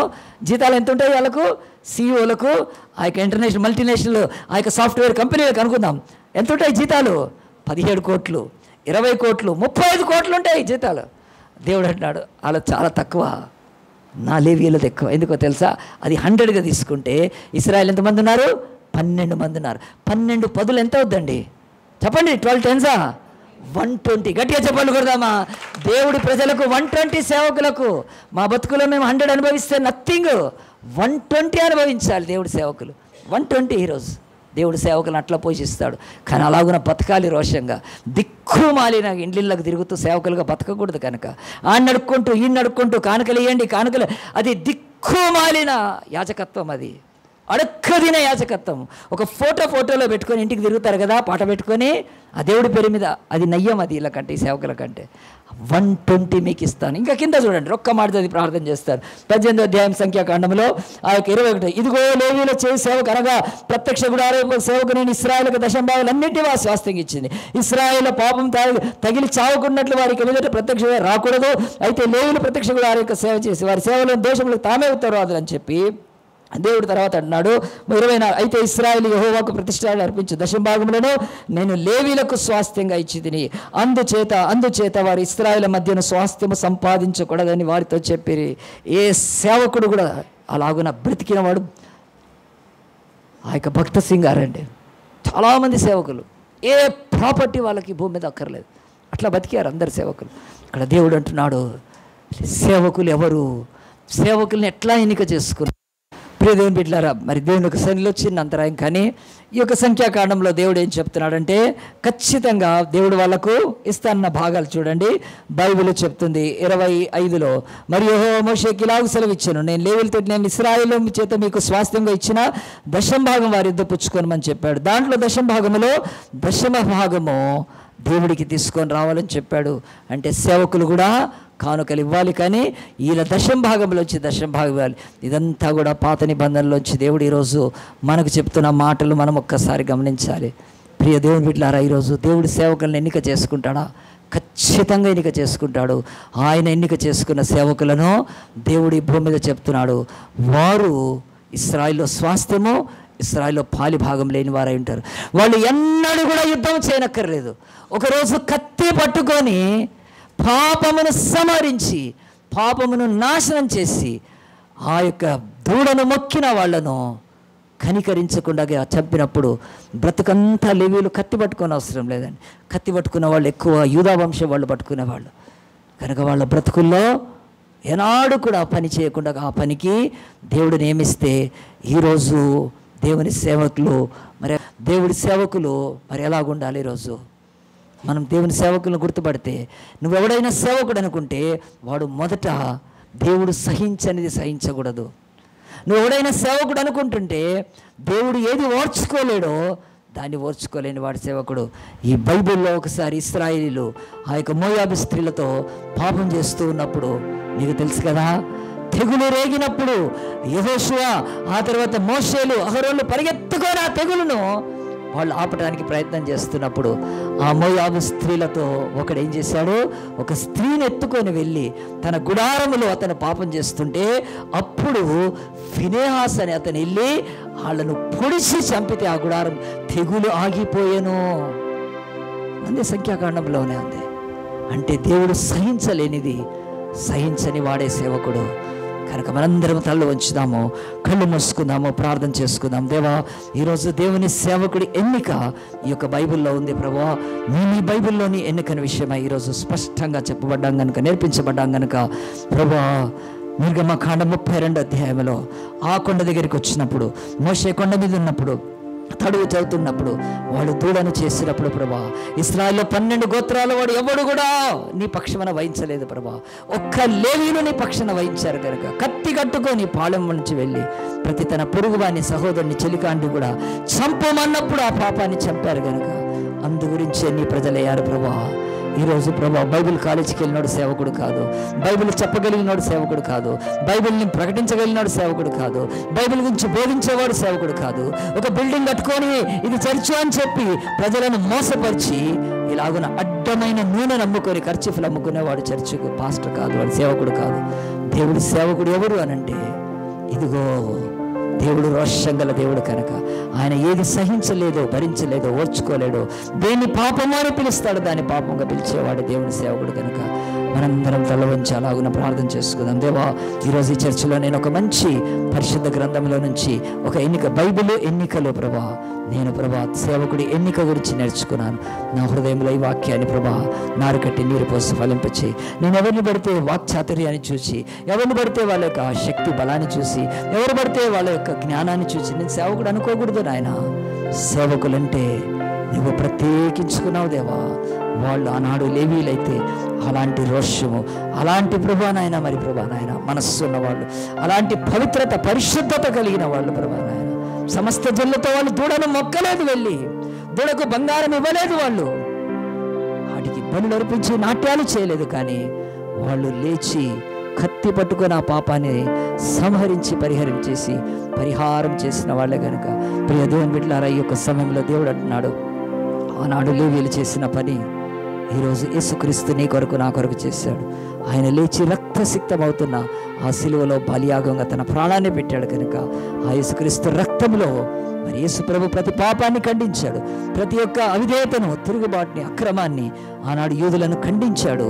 ఆయన నిజమైన పరలోకం నుంచి దిగి వచ్చిన దేవుడి సేవకుడు కనుక ఈరోజు బలియాగం చేసి ఆయన మనకు రక్షణ ఇస్తే, నీవు సేవకుడంటే ఎవడంటే వాడికి కానుక ఇచ్చి, ఎవడంటే వాడి వాక్యం విని, ఎవడు పడితే వాడు చేస్తే నీకు అజ్ఞానమే అది నీ జీవితంలో. నిజ సేవకులను గుర్తించు. నిజ సేవకుల యొక్క పరిచర్య ద్వారా, మోషే ద్వారా మనం నిజంగా యెహోషువ ద్వారా మన కనానుకు చేరుకుంటాం కనుక అందరము ప్రార్థన చేసుకుందాం. జీవంగల దేవా, పరిశుద్ధుల, మహోన్నతుల, ఈరోజు మమ్మల్ని ప్రేమించి ప్రభా ఈ యొక్క పరిశుద్ధ గ్రంథంలో ప్రభువా నా తండ్రి మమ్మల్ని ప్రభా నాయన ఈ లోకంలో సేవకుడి ఎన్నిక గురించి ఈరోజు నేర్చుకున్నాం. అలాంటి వారు సేవకులా కాదా అని తెలుసుకోవడానికి ప్రభా మీరు మాకు ఇచ్చిన మంచి వాక్యాన్ని బట్టి నీకు స్తోత్రాలు చెల్లిస్తూ, వాక్యం తండ్రి ఎవరైతే హృదయాల్లో ఇది నాటబడిందో అది నాయన ఫలించుటకు సేవకుడిని ఎట్లా గుర్తించాలో ప్రభా, సేవకులకు ఏమీ ఉండకూడదో నాయన, ఏమీ ఉండకూడదు. వారు ఎవరు వారే ఉన్నారు, దేనికి చెందిన వారే ఉన్నారో ప్రభా, ఎవరి మాట విని వారు నాయన కత్తి కట్టుకుంటారో ప్రభా. దేవాను వెరిగిన వాడు ఈ రోజు కూడా ప్రభా, అయ్యా ఈ లోకంలోని వాటిని కాక నీ కొరకు ప్రత్యేకించబడ్డ వాళ్ళే ప్రభా. కత్తి కట్టుకోవడం అంటే వాక్యమే కత్తి కనుక ఆత్మ ఖడ్గం నాయన. అంతేకాదు పాలెం నుంచి పాలెం అంటే ఎలాంటి భేదం లేకుండా అందరి పట్ల అదే ఆయన తండ్రి శక్తి కలిగి, అంతేకాదు సంహరించమన్నప్పుడు పాపాన్ని ఖండించి వాళ్ళ హృదయాల్లోకి ఆ యొక్క వాక్యం దూర్చుకొని పోయినప్పుడు వారు పశ్చాత్తాపడి రక్షణ పొందుతారు కనుక అలాంటి పని చేయగలిగిన వాళ్ళే దేవుని సేవకులు కనుక మేము గుర్తించి ఆ పరిచయం చేస్తున్న వారిని ఘనపరిచి ఆ పరిచయకు తోడుగా మేము సహాయకులుగా ఉండి నిజ సేవకులను, అబద్ధ సేవకులను ప్రత్యేకపరుచుకొని సత్య సేవలో, సత్య మార్గంలో నడుచుటకు మా అందరికీ సహాయం చేయమని ఘనత, మహిమా, ప్రభావానికి చెల్లిస్తూ ఈ వాక్యానికి నారుకట్టి నీరు పోసిన నిరంతరాలు ఫలింపచేయమని ఈ చిన్న ప్రార్థన మా ప్రభు, మా రక్షకుడైన యేసు పరిశుద్ధ నామాన్ని బట్టి ప్రార్థించి వేడుకుంటున్నాము తండ్రి.